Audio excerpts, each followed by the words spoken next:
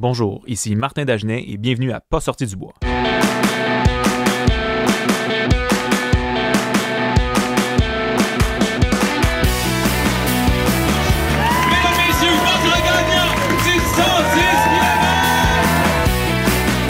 Si tu commences à te sentir bien en courant un ultramarathon, fais-toi-en pas, ça va passer. Grand champion du 125 km! Barres protéinées, barres caféinées, gaufres, drink mix, poudre protéinée, la gamme de produits NAC s'en vient tellement complète qu'avec ça, t'as un arsenal complet pour ton prochain grand défi. Puis surtout, pour avant, pendant, puis après les entraînements qui vont t'amener jusque-là. Tout ça, ça se trouve à un seul endroit sur le nacbar.com. Puis parce que NAC est un partenaire du podcast, il t'offre 15% de rabais sur ta première commande en ligne. Tu vas sur leur site web, tu remplis ton panier, puis tant qu'à être là, tu visites la section de l'équipement puis tu choisis du Trail Swag, puis rendu au moment de payer, tu rentres le code promo Pas sorti du bois. PASSORTITUBOIS. Merci Will, Min et toute l'équipe de NAC et bon épisode. Ouais, on n'est pas sorti du bois, hein? Bonjour tout le monde, bienvenue à ce 113e épisode de Pas sorti du bois. J'espère que le chiffre 13 fait pas peur à mon invité, mais c'est le 113e, c'est pas le 13e. Martin Dagenet, bienvenue à Pas sorti du bois. Merci beaucoup de l'invitation. Écoute, c'est un plaisir de te recevoir dans mon sous-sol. T'es le deuxième qui vient enregistrer dans mon sous-sol. La dernière fois, c'était Mélodie Gilbert, alors qu'on était supposé faire un autour du feu. Même situation, même chose aujourd'hui. On s'était dit, on va faire un autour du feu, ça va être cool. Et là, c'est de la pluie.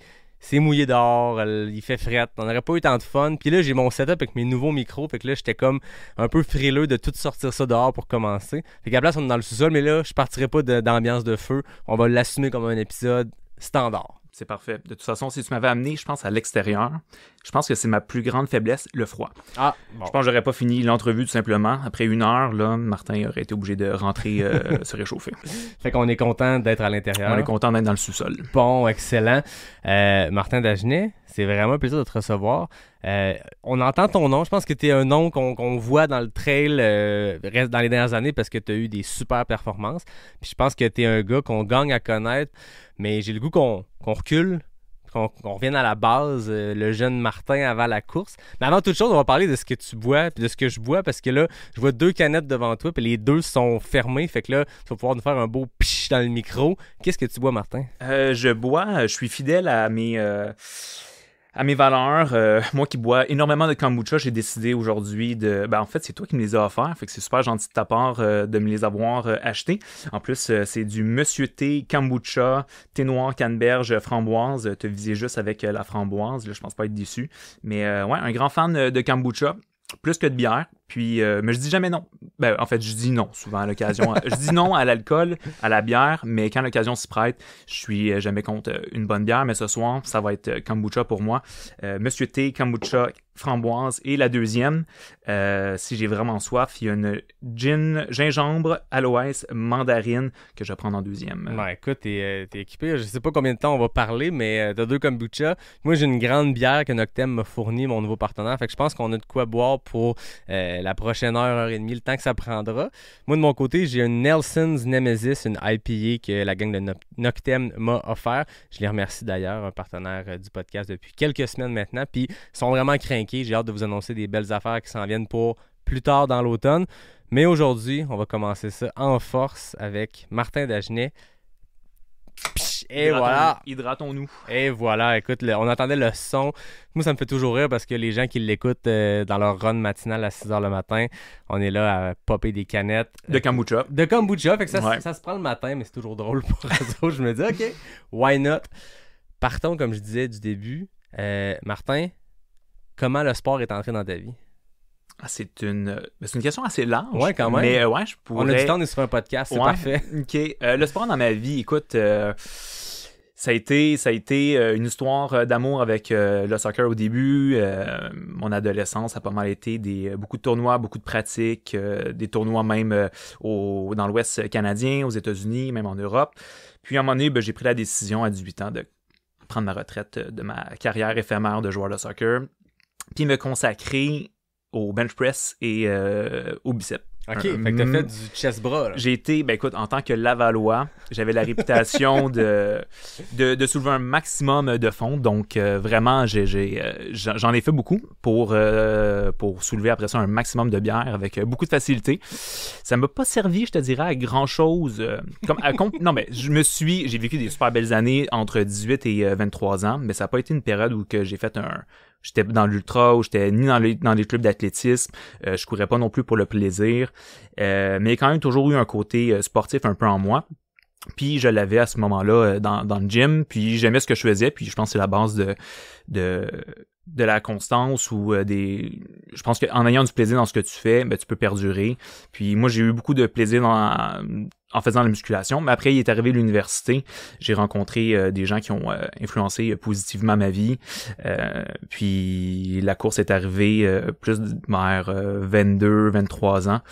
Il y a eu un petit creux dans ma vie qui a fait en sorte que la course est rentrée, puis c'est un outil qui m'a permis d'aller explorer, sortir en plein air, rencontrer des amis, puis après ça, de fil en aiguille, j'ai fait des courses, des événements officiels, mais j'ai jamais été à ce moment-là, avant ça, là, super constant. Tu sais, je m'entraînais peut-être 2 fois, 3 fois maximum à la course. J'avais comme aucun plan d'entraînement durant mes années à l'université, contrairement à plusieurs là, qui ont fleuri quasiment durant les années à l'université, qui ont bâti un moteur incroyable. Puis je pense à tous ceux que j'affronte aujourd'hui sur les lignes de départ là, qui ont des backgrounds un peu plus en athlétisme. Moi, je l'avais pas. Puis ça m'a coûté, je pense, la première place à Trail coureur l'année passée contre Danny Racine. Je me suis dit, si j'avais fait peut-être un peu plus d'intervalles là, à l'université, peut-être que j'aurais réussi à avoir la première place. Mais écoute, j'en tiens pas de rigueur à Danny. J'ai eu mon bout de chemin moi aussi. Puis c'est ça, la course est rentrée beaucoup plus tard dans ma vie. Beaucoup plus tard, mais c'est quand même pas si pire 22-23 ans quand on sait que dans notre sport, il y a des gens des fois qui c'est dans la trentaine, la quarantaine qui ont découvert ça. Tu disais tantôt, il y a des gens marquants qui ont été sur ton parcours, qui t'ont comme fait bifurquer du bench press puis des levées de bière vers la course. C'est qui ces gens-là? Tu les as rencontrés dans quel contexte? Ben, c'est mes amis d'université. Je peux nommer Marc-Antoine, un de mes bons amis, qui était là durant mon parcours à l'université. Puis lui avait fait beaucoup plus de courses que moi au cégep, puis même un peu au début de l'université. C'est lui qui m'a vraiment introduit à l'univers de la course juste sur route. En fait, on courait la route à ce moment-là. Ouais, on courait 1 ou 2 fois par semaine ensemble. Les deux, on habitait à Laval, à Sainte-Rose. On se faisait des sorties. Le week-end, c'était un peu plus long. On faisait notre boucle habituelle. Il m'a initié à la trail. On allait dans le coin du Mont-Tremblant. On allait à Sutton. Puis j'ai découvert le X-Trail de Sutton à ce moment-là. Quelques événements par-ci par-là. Beaucoup de Spartan Race aussi. Ouais. Il y a beaucoup de monde, je pense, en trail, moi inclus, qui sont entrés via les courses à obstacles. Ouais. On dirait que dans les années, je sais pas t'as quel âge, mais tu sais, moi je sais que 2016-17, c'était la course à obstacles. Les gens se craquaient pour ça, puis je sais pas si c'est parce qu'on était jeunes à l'époque, là, parce qu'on est rendu vieux, mais il y avait quelque chose un peu de warrior, de Spartan, de se dire, OK, on part à la guerre, on crie avant de faire la ligne de départ, ils te font sauter par-dessus le feu, puis en tout cas, avec du recul, tu te dis, c'est ça, c'est différent comme sport, mais ça a été l'introduction à la course en sentier à beaucoup de monde, je pense.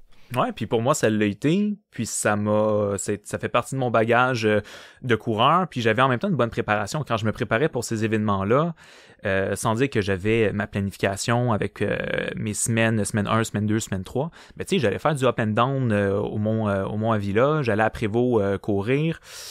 Tu sais, je courais quand même beaucoup entre elles pour me préparer pour ces événements-là, au lieu de peut-être faire comme la plupart des gens, j'ai rien contre ces gens-là, mais souvent, les gens de Spartan, il y en a beaucoup qui sortent juste du gym, qui ont jamais vraiment couru, qui ont jamais été pour faire de la randonnée ou de la montagne, ils arrivent à l'épreuve, puis ils trouvent ça quand même assez difficile. Je pense que je misais plutôt sur les montées, encore ce que je fais aujourd'hui. Je fais un maximum de dénivelé pour un minimum de distance, mais c'est toujours, en tout cas, c'est une façon que moi je m'entraîne, mais ça me servait beaucoup à ce moment-là. J'ai gardé cette façon-là de m'entraîner, puis aujourd'hui, je suis rendu un peu où j'en suis à cause de ça. Ouais, ben c'est ça que les Spartan Race, souvent, dans les courses de trail, il y a des endroits où on nous fait monter dans les pistes de ski direct, mais souvent, on trouve une façon de trouver un single track quelque part. Je pense au QMT qui, pendant un bout, nous faisait monter la crête, puis maintenant, on monte l'escarpé pour être un peu plus dans les sentiers, quelque chose qui ressemble plus à de la trail, mais les Spartan Race, on est comme à fond Léon dans le track de ski direct. Puis En fait, à l'époque, j'avais aucune idée, moi, ce que ça voulait dire du dénivelé. Tu sais, qu'est-ce que c'est beaucoup 2000 mètres de D+, sur une course. Puis j'ai regardé les Spartan Race qu'il y avait à Stoneham dans le temps. Je sais pas si tu les avais faites, celles qu'il y avait à Québec. J'ai fait celui de All Z. OK. 4000 mètres de dénivelé Oui, c'est sur, ça. comme j'ai fait le Ultra Beast là, sur 40 Ça km. n'a aucun sens. C'est des ratios Ah incroyables. oui, mais j'ai fait AZ aussi, puis je me rappelle, c'est ça. Avec du recul, tu regardes, moi j'avais fait le Beast, mettons 21 km, 2000 mètres de D+. Il n'y a aucune course de trail, ou très peu en tout cas, qui ont ce ratio-là. Fait que tu sais, ça pratique d'une certaine façon pour le trail après ça. Là. Ouais. Ben, j'ai quand même mis ça derrière moi. Je pense qu'à partir des années 2019, j'ai quand même fait beaucoup de voyages, puis beaucoup de voyages en Europe. Puis ça, c'est vraiment aussi, tu me parlais un peu de mes influences, là. Mes amis à l'université, oui, mais après ça, les voyages que j'ai faits en Europe, ça m'a vraiment ouvert les yeux sur le monde de la trail. J'ai un peu tombé par hasard sur, sans trop connaître ça, là, sur le marathon du Mont-Blanc quand j'étais à Chamonix fin juin, durant un de mes voyages. Ensuite, je suis tombé 2-3 semaines plus tard, c'était le Eager Ultra Trail. Je tombe sur Pau-Capel. À ce moment-là, aucune idée c'était qui. Ouais. Mais, puis tu vois, je suis arrivé là-bas, puis là, je voyais l'engouement un peu autour de l'événement, les nombres de personnes qu'il y avait, puis là, en plus, je me suis dit, je viens de rater ma chance pour le marathon du Mont-Blanc à Chamonix. Je tente ma chance pour l'inscription. Finalement, ils me disent que, tu sais c'est quoi, là, s'inscrire dernière minute à un ultra comme celui-là, Ouais. tu rentres pas comme ça. Finalement, j'ai été un peu déçu. J'ai été faire une autre super rando-course autour. Ça a été une de mes plus belles que j'avais faites en Europe à ce moment-là. Mais ça m'a quand même donné une envie au fond de moi de m'investir de plus en plus dans la course de trail. Puis de fil en aiguille, j'ai fait des événements, puis toujours à travers mes voyages en Europe, j'ai toujours mis un événement de course ou deux à travers ces voyages-là. Puis je dis toujours que c'est un peu la cerise sur le gâteau quand je réussis à les terminer, parce que c'est arrivé aussi que je les ai pas terminés. Ça fait partie de l'apprentissage. Ben ouais, mais c'est ça que je voyais quand je regardais un peu ton parcours puis les courses que tu avais faites. Puis rapidement, j'ai vu qu'à chaque année, il y avait une course internationale. Tu sais. Ouais. Les classiques québécoises sont là, mais à travers, j'ai vu que tu étais en Croatie notamment. Tu es allé le marathon du Mont-Calm, je pense que c'était en France. Le Méribel Trail, là, c'était cet été. Ouais. En préparation, je suppose, pour la CCC. D'ailleurs, on arbore nos vestes de finisher. Fièrement. Fièrement. Dans le J'avais sous-sol, pas par pensé. exemple. Oui, c'est ça. On les assume pas encore On dehors. les assume, les rideaux sont fermés Oui. partout. Faut dire, en fait, ça incitera les gens à aller écouter l'épisode, en fait, à regarder l'épisode. Il y en a qui le regardent semaine après semaine, mais c'est une petite portion des auditeurs de Pas sorti du bois. Mais là, on les décrira pas, ces vestes-là. On va juste se contenter de dire que les rideaux sont fermés, Ouais. puis qu'on n'est pas encore prêt à l'assumer au centre commercial, Non. à l'épicerie, à la pharmacie. Par contre, dans mon sous-sol, devant une GoPro, c'est correct. Parfait. Par contre, au-delà de l'aspect mode de cette veste qui est peut-être en tout cas, je veux rien dire contre. C'est ce qu'elle veut dire. C'est la symbolique derrière ça, parce qu'à l'UTMB, il n'y a pas de médaille. Ta veste de finisher cette année, c'était l'accomplissement. Puis je suis très fier de voir que tu l'as, que je l'ai. Écoute, je Sur la pense même que distance aussi. sur la même distance, pas la même vitesse, Sur la on y même reviendra. Ouais. Mais effectivement, on a vécu toute qu'une aventure sur cette course-là. Puis je vais vouloir qu'on y revienne, bien sûr, parce que tu as eu une super performance. Puis j'ai envie de voir comment toi tu l'as vécu, parce qu'on s'est parlé à la ligne de départ, mais on s'est pas reparlé tant que ça de la course par après. Je pense qu'on s'est juste écrit le lendemain que aïe aïe, on a mal aux jambes. Ouais, c'était ça. Ça ressemble à ça. Bon repos. Oui, exactement. Ça a été un bon repos. Mais je veux revenir sur le fait de voyager pour faire des courses. Tu disais que c'est comme la cerise sur le sundae de les finir, ces courses-là. C'est trippant de se rendre quelque part en voyage, point, mais en plus de se préparer à un événement puis de découvrir du paysage. Puis je dis tout le temps que quand tu fais une course en voyage, ou en tout cas quand tu pars courir dans les sentiers, dans les montagnes, tu découvres des choses que le touriste moyen qui visite la Croatie ne verra pas. Parle-moi de ces courses-là à l'international. La première fois que tu t'es pointé sur une ligne de départ, loin de chez vous, sans trop savoir dans quoi tu t'enlignais, c'était laquelle? Ah, tu vois, j'ai fait mes devoirs, moi aussi. J'ai été voir un peu mon background sportif en course à pied. Puis, première course que j'ai faite à l'international, c'est en 2017. C'était l'Échappée Belle, qui est rendu aujourd'hui très populaire à cause de... À l'époque, il l'était pas. Non, pas du tout. C'était un 2017, peu... Ouais. En fait, je pense que c'est François Den, quand il l'a fait en 2019, que ça a popularisé cette course-là. Mais avant ça, c'était une petite course de quartier dans le massif de Belleville. C'est une course de montagnards, comme plusieurs courses en Europe. Puis, écoute, c'est un massif comme il en fait peu, super rocailleux, ultra technique. Il y a quand même plusieurs, pas plusieurs, mais il y a Théo qui le fait. Il y a Jeff Cochon aussi qui le fait. Puis là, j'en passe quand même. Mais moi, ma première expérience, ça a vraiment été celle-là. Je me suis embarqué avec justement mon ami Marc-Antoine qui me dit « Ouais, on fait un voyage en Europe, 3 semaines. On s'en va faire quelques randos dans le coin de Chamonix. » Parenthèse, j'arrive à Chamonix. Le projet, c'était de faire Chamonix-Zermatt. Fait que une belle randonnée par la haute route. Puis j'avais fait un peu de rando dans les Adirondacks. C'était un terrain de jeu pour moi qui habitait à Laval, puis après ça, un peu à Montréal, mais on est à côté. Ça a été une belle introduction pour moi à la randonnée. Puis vraiment, je me sentais prêt là, à affronter cette distance-là, cette randonnée-là. Mais j'avais oublié peut-être le facteur sac à dos, tente, poids, et je prends pas ma douche le soir. J'étais un petit peu débutant.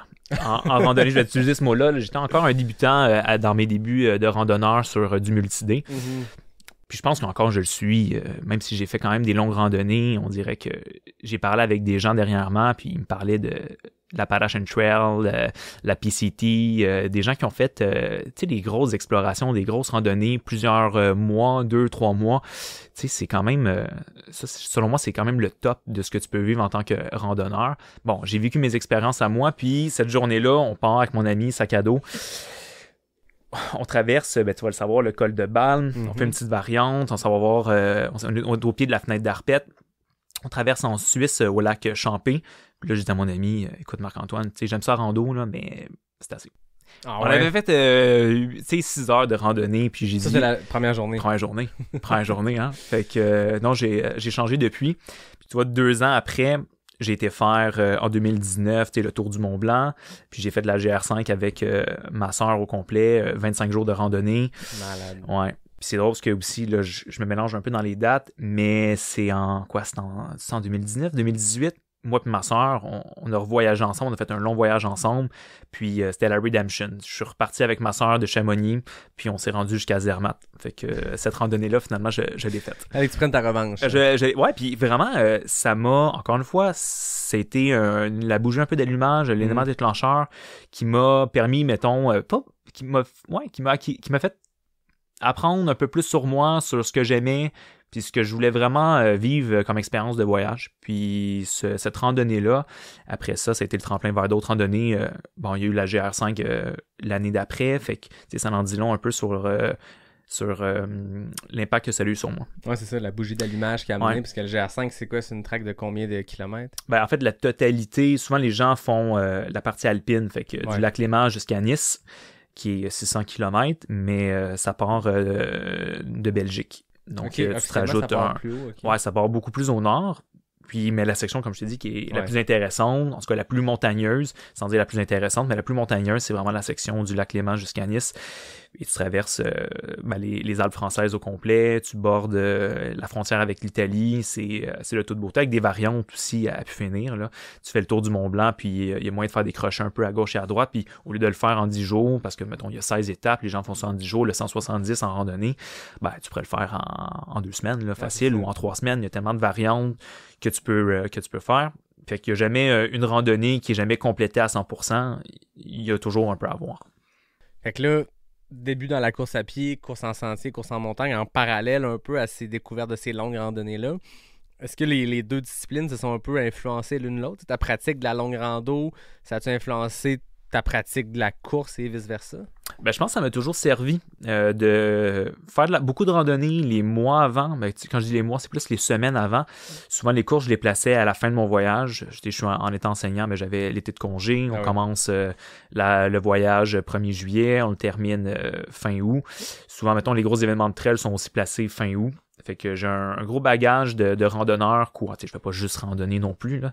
Puis tu vois, je l'ai regretté un peu à la CCC cette année. Il y a eu beaucoup trop de rando cet été. Puis pas assez d'ouverture de hanches, là, puis de course à pied pour faire autant de courses en continu. Parce que moi, ça a été beaucoup de courses et essayer d'éviter le plus de marche possible. Fait que ça a été cette année un peu... j'aurais dû me préparer peut-être autrement dans les semaines avant. Okay. Mais là, je m'évade un peu de ta question à chaque fois. Je ne veux pas la fuir, ta question. Non, c'est ça, mais c'est un podcast. Si tu verras à droite, je vais te suivre à droite. C'est bon. Pas trop à droite, par exemple. Non, c'est ça.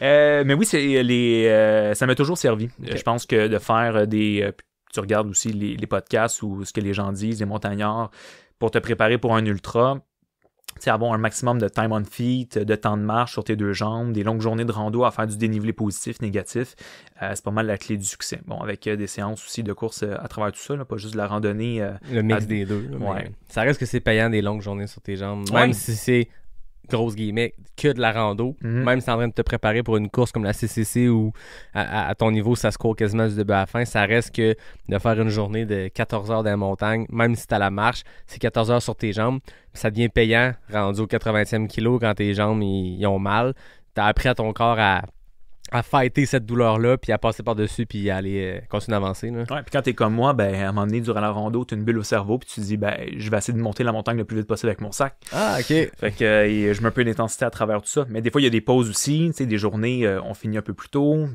après ça, il y a un après-midi qui a un peu plus de course, sans dire, je me fais des intervalles parce que j'ai les jambes déjà un peu explosées, mais il y a quand même une motion de course à travers tout ça. Je me rappelle que j'ai toujours fait ça durant mes randos, de partir un peu sans le sac. Après ça, tu te sens ultra léger. Ah oui.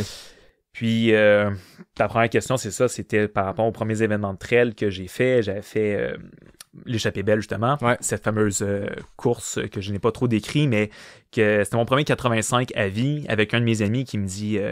OK, on va là, puis on se lance le défi de faire justement le 4. Il y avait quand même l'intégrale. Tu sais, on aurait pu se dire, on y va all-in, première expérience, on part de Kick Spartan, on a soulevé des roches, on a lancé des javelots, on est prêt à affronter 30 heures de course. Il paraît que les roches, là, c'est sûr que dans les Spartans, on les lance, mais d'être pas pire avec les roches, c'est pratique pour l'échappée belle parce que ceux qui l'ont fait, j'ai parlé un peu à Théo, Jeff Cochon était venu en parler au podcast, il y a de la roche à l'échappée belle. Il y a du caillou, tu t'en sauves pas. Mais tu t'inscris à une course, tu peux jamais chialer contre une course, hein. Quand tu t'inscris à une course, t'as regardé des reviews, t'as regardé des vidéos, tu sais un peu à quoi t'attendre. Si tu l'as pas fait, mais tu mérites encore plus de... C'est sûr. Mais de te lancer, si tu te lances à l'aveugle dans une course comme celle-là, bonne chance, premièrement. Exact. Mais je me suis lancé un peu à l'aveugle dans cette course-là, en n'ayant pas fait nécessairement des longues distances dans ma vie. Puis ça a été... je l'ai terminé. Fait que, premièrement, c'est déjà un bel accomplissement de l'avoir terminé. Avec un résultat moyen. Mais comme je te dis, l'objectif numéro 1, puis ça, c'est l'objectif numéro 1 dans chacune de mes courses, c'est de le finir, premièrement. Puis quand tu le finis, pas trop amoché, puis que le lendemain, t'es capable de marcher, quand tu as couru déjà 23 heures, c'est une réussite.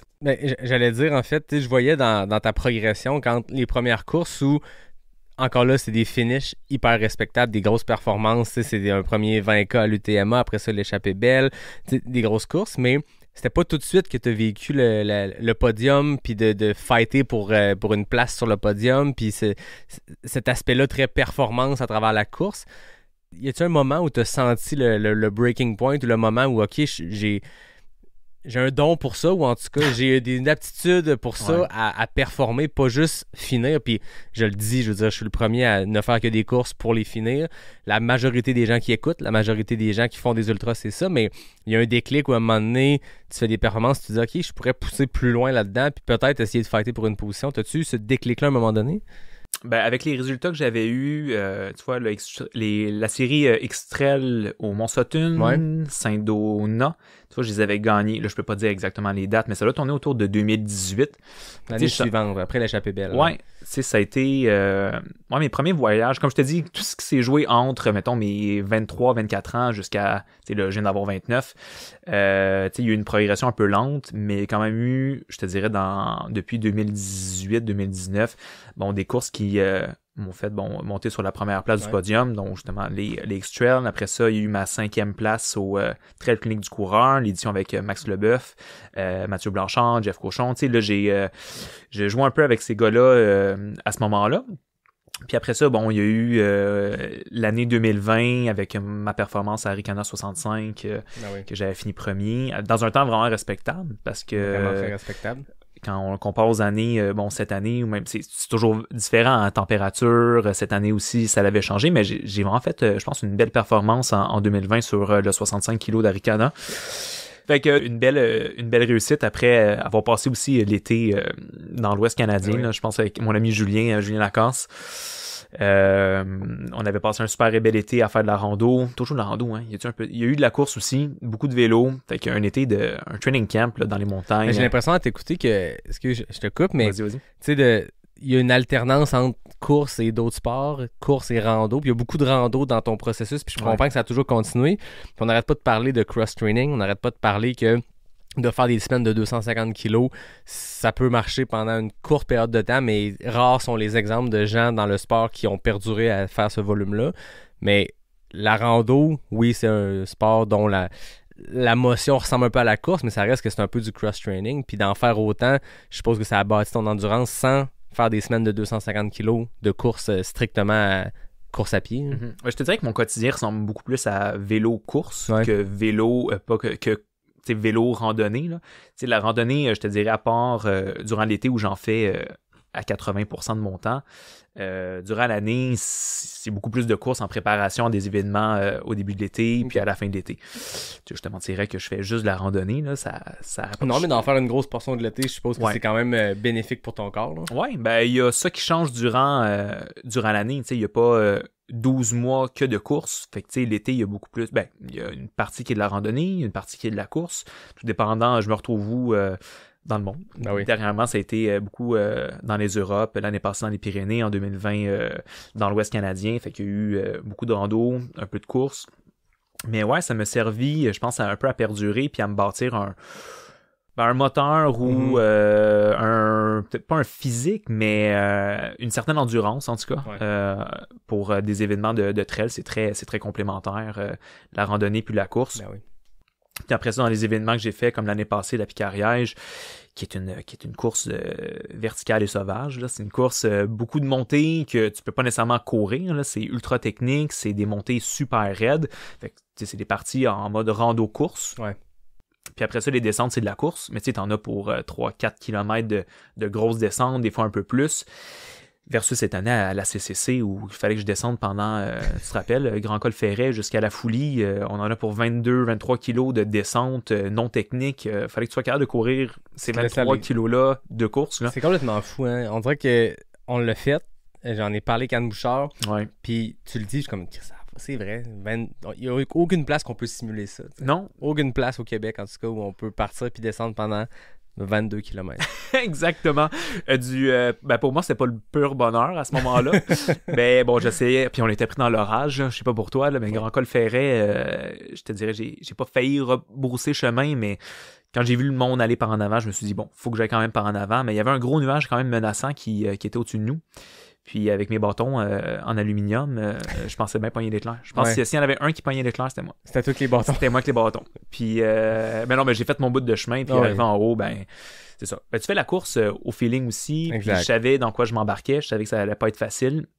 Puis au final, toi et moi, on est des finishers. Mais pour en revenir à cette Pique-Ariège qui était plus dans mon profil de coureur randonneur, les descentes étaient pas très longues. Fait versus la CCC, puis ça m'a permis de rester dans la course du début jusqu'à la fin, parce que ce que j'avais fait les semaines avant, on avait fait moi, Julien, puis sa copine Maëlle, on avait fait un mois et demi, en fait on a fait un bon mois de randonnée dans les Pyrénées à faire un peu de préparation, on avait fait pas la visualisation, mais on a fait du repérage un peu les jours d'avant, fait que je savais déjà en partant à quoi m'en tenir, puis on avait fait beaucoup de montées, beaucoup de descentes avec le sac à dos, fait que cet entraînement-là, en vue de cet événement-là, c'était ce qu'il y avait de plus optimal. Bon, avec, comme je te dis, des fois des demi-journées où j'allais courir un peu, mais au final, ça m'a bien servi. Puis le résultat, c'est une deuxième place à cette course-là en Europe, dans un territoire super sauvage avec des vrais montagnards. Là.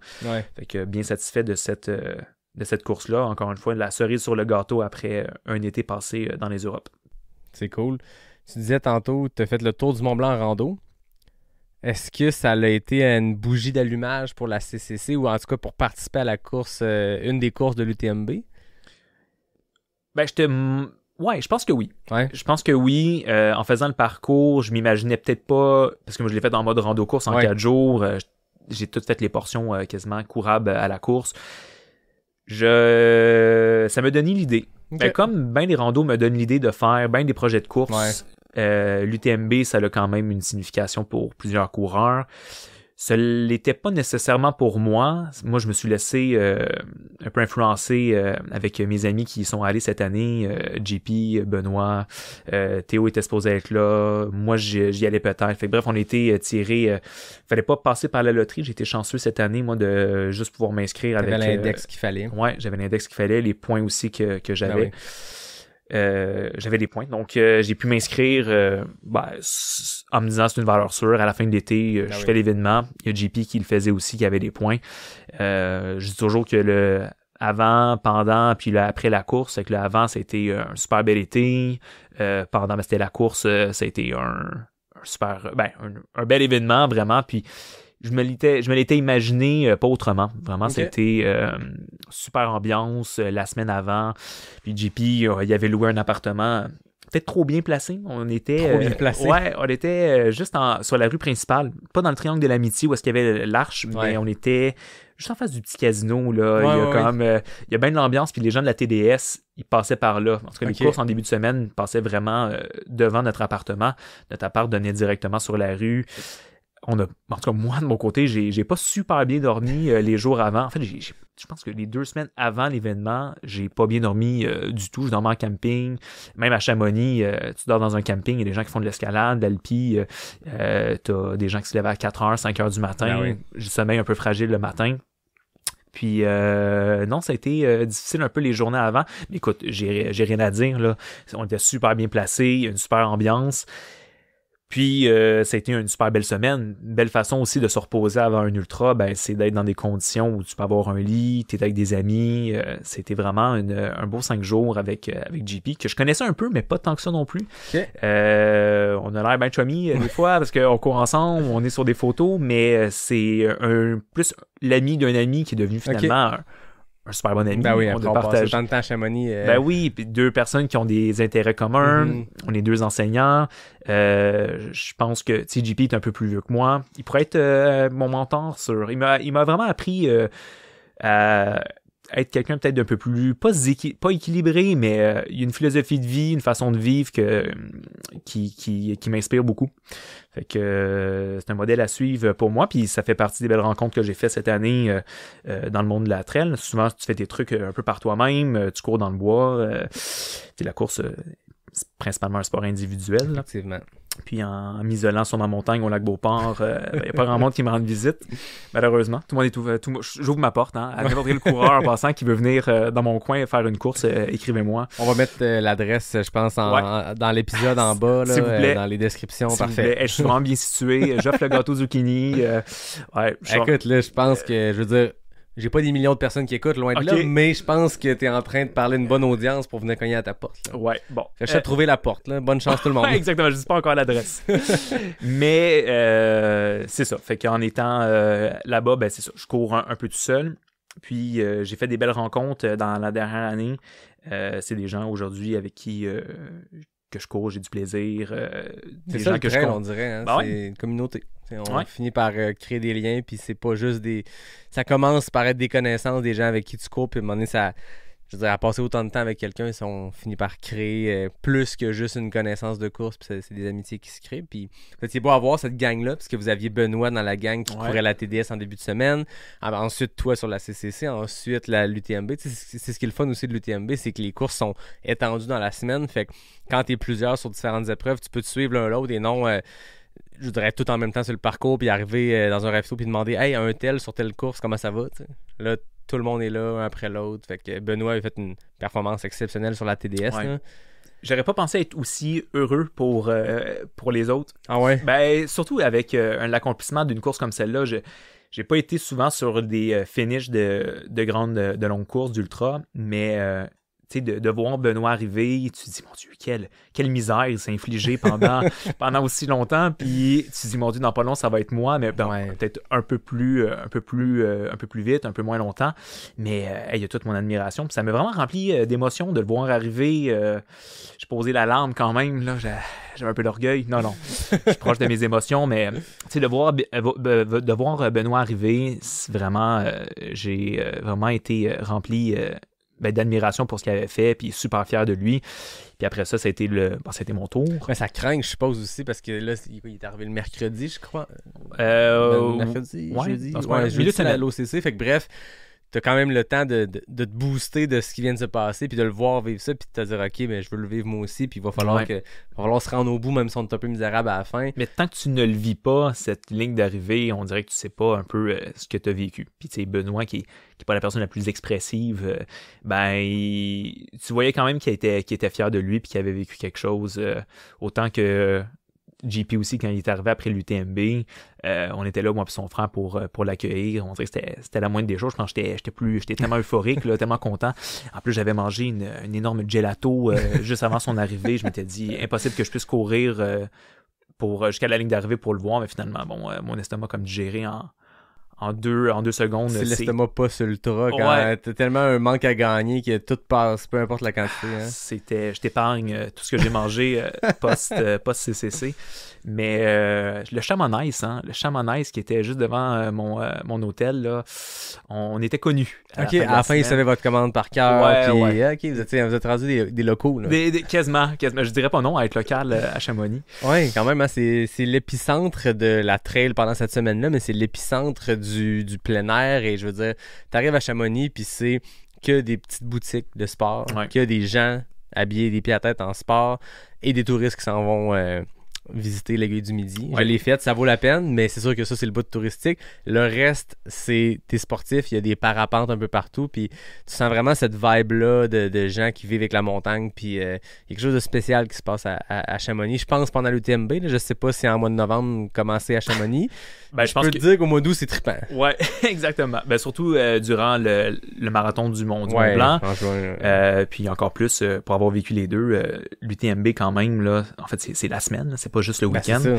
Il y a un engouement monstre, puis comme tu dis, ça transpire la santé, puis le VO2 max Chamonix durant l'été, tout simplement. Et le gelato. Et le gelato. Mais un est comme une conséquence de l'autre, pas une conséquence, mais la récompense de l'autre. Oui, tout à fait. Là, avant, pendant, après, c'est souvent ça. Avant gelato, course, et après gelato. Bon, là, j'exagère, là, mais C'est ça le secret, dans le fond, de Martin Dagenet, c'est gelato avant, pendant, après la course. Non, toi, pendant? Non. Et tu vois, pendant la CCC, j'ai pas eu de problème digestif tant que ça. Bon, des petits hauts le cœur, un petit mal de cœur, une petite nausée, mais rien au point de vomir. Puis pourtant, j'ai mangé n'importe quoi. Vraiment, aucune. Il y avait un plan jusqu'à temps qu'il y ait plus de plan.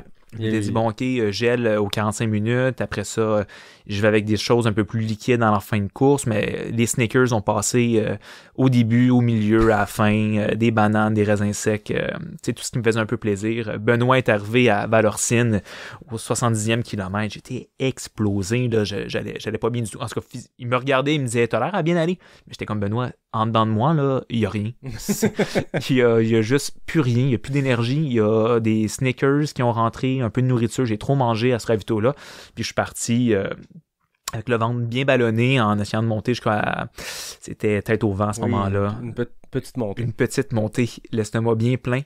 Puis après ça, c'était juste... je me mets en mode, je finis cette course-là le plus vite... pas le plus vite possible, mais je me suis dit, rendu là, le classement, ça n'a plus d'importance. Si je finis cette course-là, je vais être super fier de moi.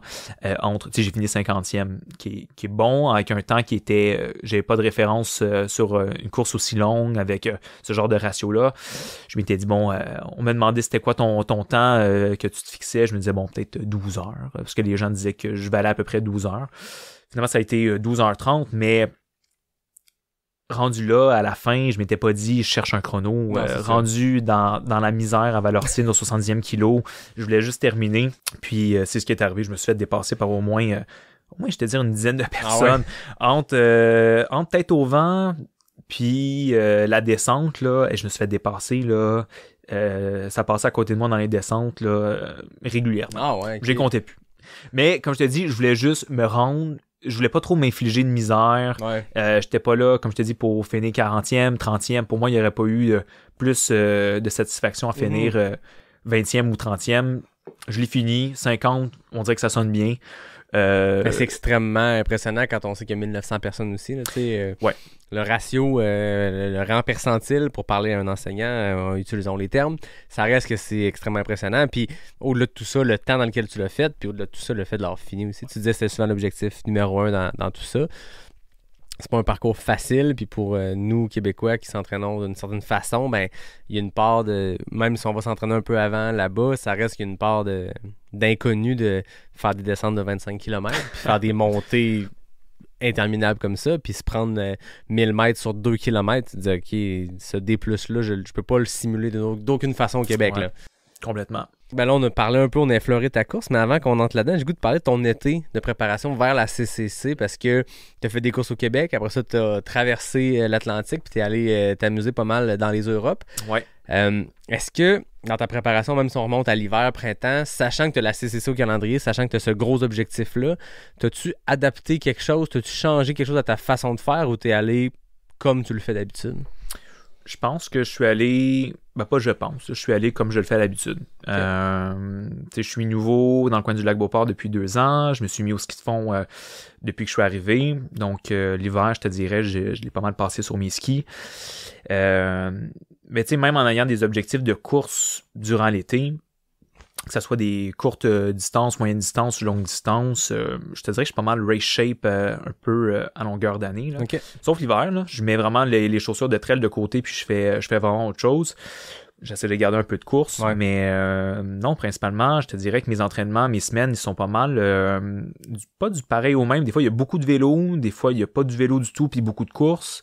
Mais généralement, il y a du dénivelé. C'est pas mal de ce que je réussis à faire, puis je reste constant par rapport à ça, que ce soit en ski de fond, en vélo ou à la course. C'est-tu la mesure, la statistique, la donnée que tu regardes le plus?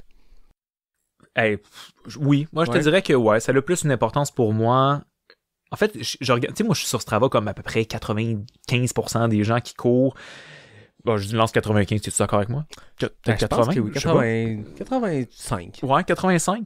Mais j'accumule des statistiques, mais comme qui ont aucune signification pour moi. Tu sais, je regarde pas. En fait, c'est un outil, c'est un journal d'entraînement plus que un journal, tu sais, je fais pas mes devoirs, puis il y en a qui sont super méthodiques, puis je respecte ça dans leur façon de s'entraîner. 3 semaines avant, 1 mois avant, 5 semaines, ils ont ils font du spécifique au niveau de la vitesse, au niveau du dénivelé, c'est super structuré, puis c'est cool, vraiment, c'est une belle structure, tant qu'aller dehors, t'entraîner, ben, il y a un thinking derrière ça, puis c'est parfait, ça les amène à être performants le jour J. Versus moi qui, fait à peu près un peu n'importe quoi quand ça lui tente en fonction de la météo. J'ai mon ami Julien qui est disponible, il a son vélo, ça va faire du vélo, tu sais. Okay. Je trouve ça intéressant parce que on entend de toutes sortes de façons de s'entraîner, puis je trouve ça rafraîchissant aussi d'entendre cette méthode-là. On l'entend de plein de monde, mais pour avoir parlé à plusieurs athlètes d'élite, là, des athlètes qui remportent des courses, qui font des grosses performances comme ça, j'entends moins peut-être ce côté-là très... freestyle, puis j'aime ça l'entendre. T'as pas de préparation spécifique, tu suis pas un programme, un calendrier. Est-ce que tu te planifies d'avance certaines intensités placées quelque part dans le calendrier ou bien c'est vraiment au feeling de semaine en semaine? Non, je te mentirais que c'est vraiment décousu de A à Z. C'est un peu cousu quelque part. Ouais, il y a un petit peu de couture à quelque part. Puis, ma semaine avant, la course est importante au niveau de la récup. Mon 2 semaines avant, je suis capable de me dire tel genre de distance si je me prépare. Puis souvent, ça a été des courses d'à peu près 40 à 50 km, mes gros défis dans les dernières années. Ben, je suis capable de me dire, mettons, mes week-ends avant, mettons, l'événement, 2 semaines avant, 3 semaines avant. Généralement, j'ai une routine un peu de ce que je suis capable de faire. Okay. Mais sans me dire, faut que j'arrive au décimal près en termes de dénivelé ou en termes de distance. Je sais que en tout cas, je le sais. On dirait que c'est ce qu'on dit, là. Le fameux mois avant, tu te fais un gros week-end, un gros week-end choc un mois avant ton événement. Je le fais aussi. Je me dis, bon, c'est un an. Oui. S'il fallait se préparer 1 an d'avance. Week-end choc 1 an d'avance. Ouais, c'est parfait. C'est payant. Exactement. Le corps a le temps de l'oublier pas mal. Un peu, oui. Mais non, le mois avant, un week-end un peu plus intense, le corps a le temps quand même de récupérer 3 semaines avant. Puis je me dis, si je fais pas de folie tant que ça, 1 semaine avant, mes jambes devraient être correctes, mais j'ai pas c'est ça, il n'y a pas de structure préétablie le mois ou les semaines avant un événement. Mais tu veux pas, tu vas être bon en course à pied, faut que tu cours. Tu peux pas te dire je fais que du vélo ou que je fais que de la randonnée. Si tu vas atteindre un certain niveau puis être performant, à moins que tu sois béni des dieux puis que tu aies le vent d'eau, faut quand même que tu aies un millage dans les jambes pour atteindre certaines vitesses. Cette année, ça m'a quand même surpris sans avoir fait des séances de vitesse, des tempos de 5-6 kilos, mettons à allure, je sais pas, un peu plus rapide. Là. J'ai fait du chaîné avec une bonne vitesse moyenne quand même, avec Danny Racine à côté de moi. Trail Clinique du coureur, même chose, mais même si c'est un parcours qui ne demandait pas nécessairement d'avoir une cadence de course en continu pendant, mettons, une trentaine ou une vingtaine de kilos, j'ai quand même réussi à faire une bonne séance, pas une bonne séance, une bonne course avec de la bonne vitesse. Ben oui. Puis même, tu vois, à Ricana, c'était quand même assez rapide. Oui, c'est ça. Ben, le 28, il se roule quand même pas mal. Ça se court au début jusqu'à la fin. La montagne noire, elle se court bien quand t'as 15 kilos dans les jambes plutôt que quand t'arrives là avec 100 ou 50 ou peu importe quelle distance tu fais.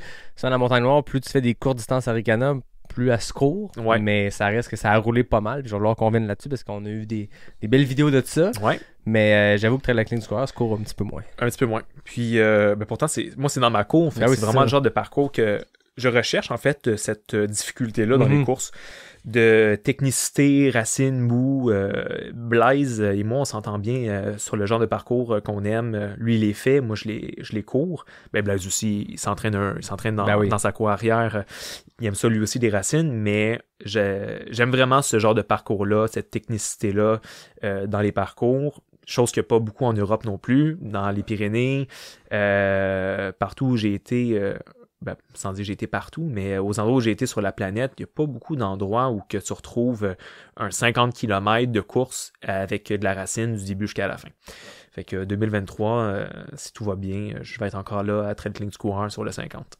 Ben, c'est un parcours que tu as fait plusieurs fois, je vois, puis comme tu dis, c'est aussi ta cour arrière, puis il est extrêmement challengeant.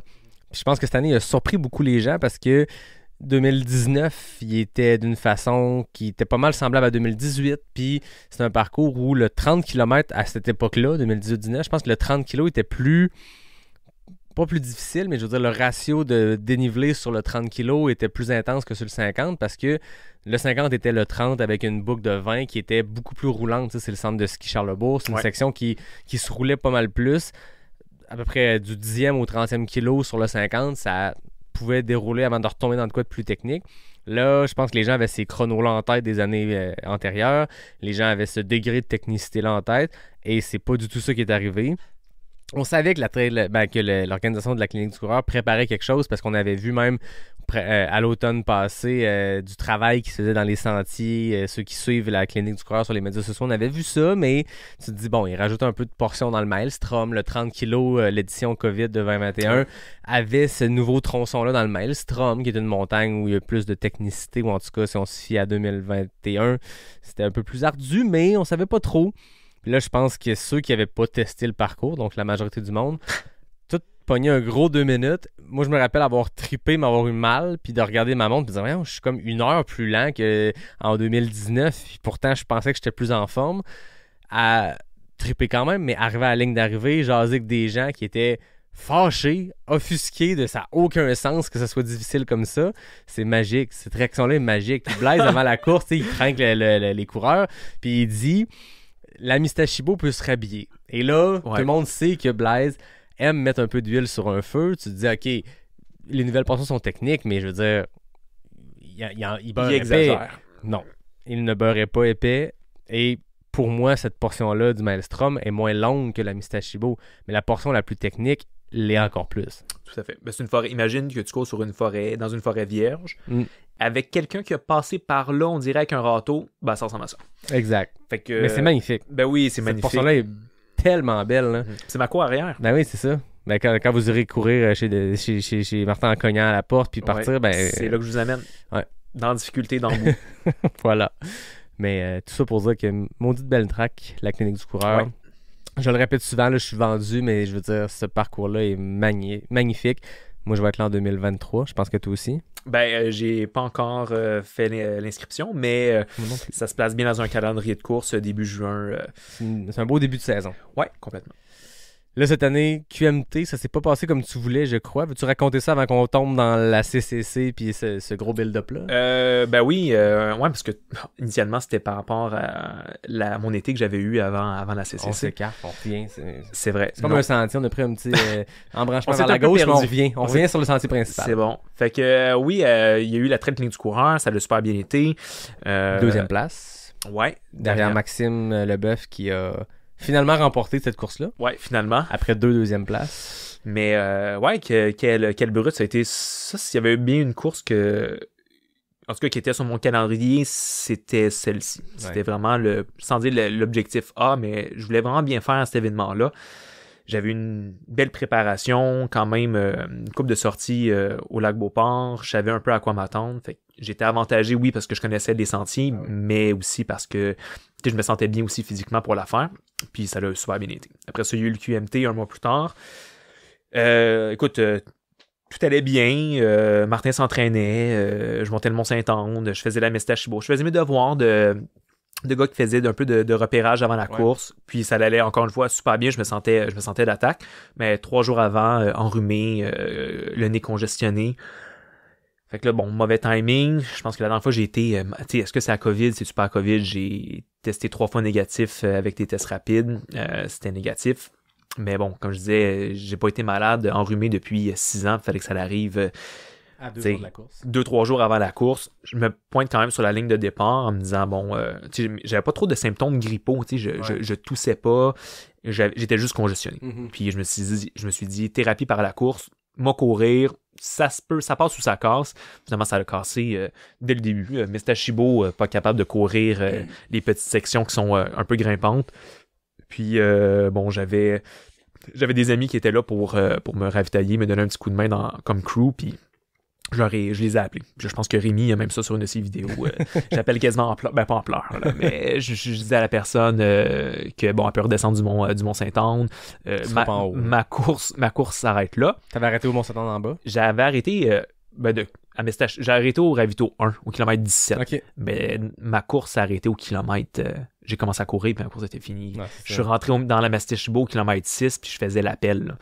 Fait que, ben, en même temps, je me suis dit, j'aurais pu continuer. Ben, de l'autre côté, tu sais, être dans l'état où j'étais, je pense pas que ça serait aggravé, mais mon corps est déjà en train de combattre quelque chose. Je veux pas que mon état s'aggrave.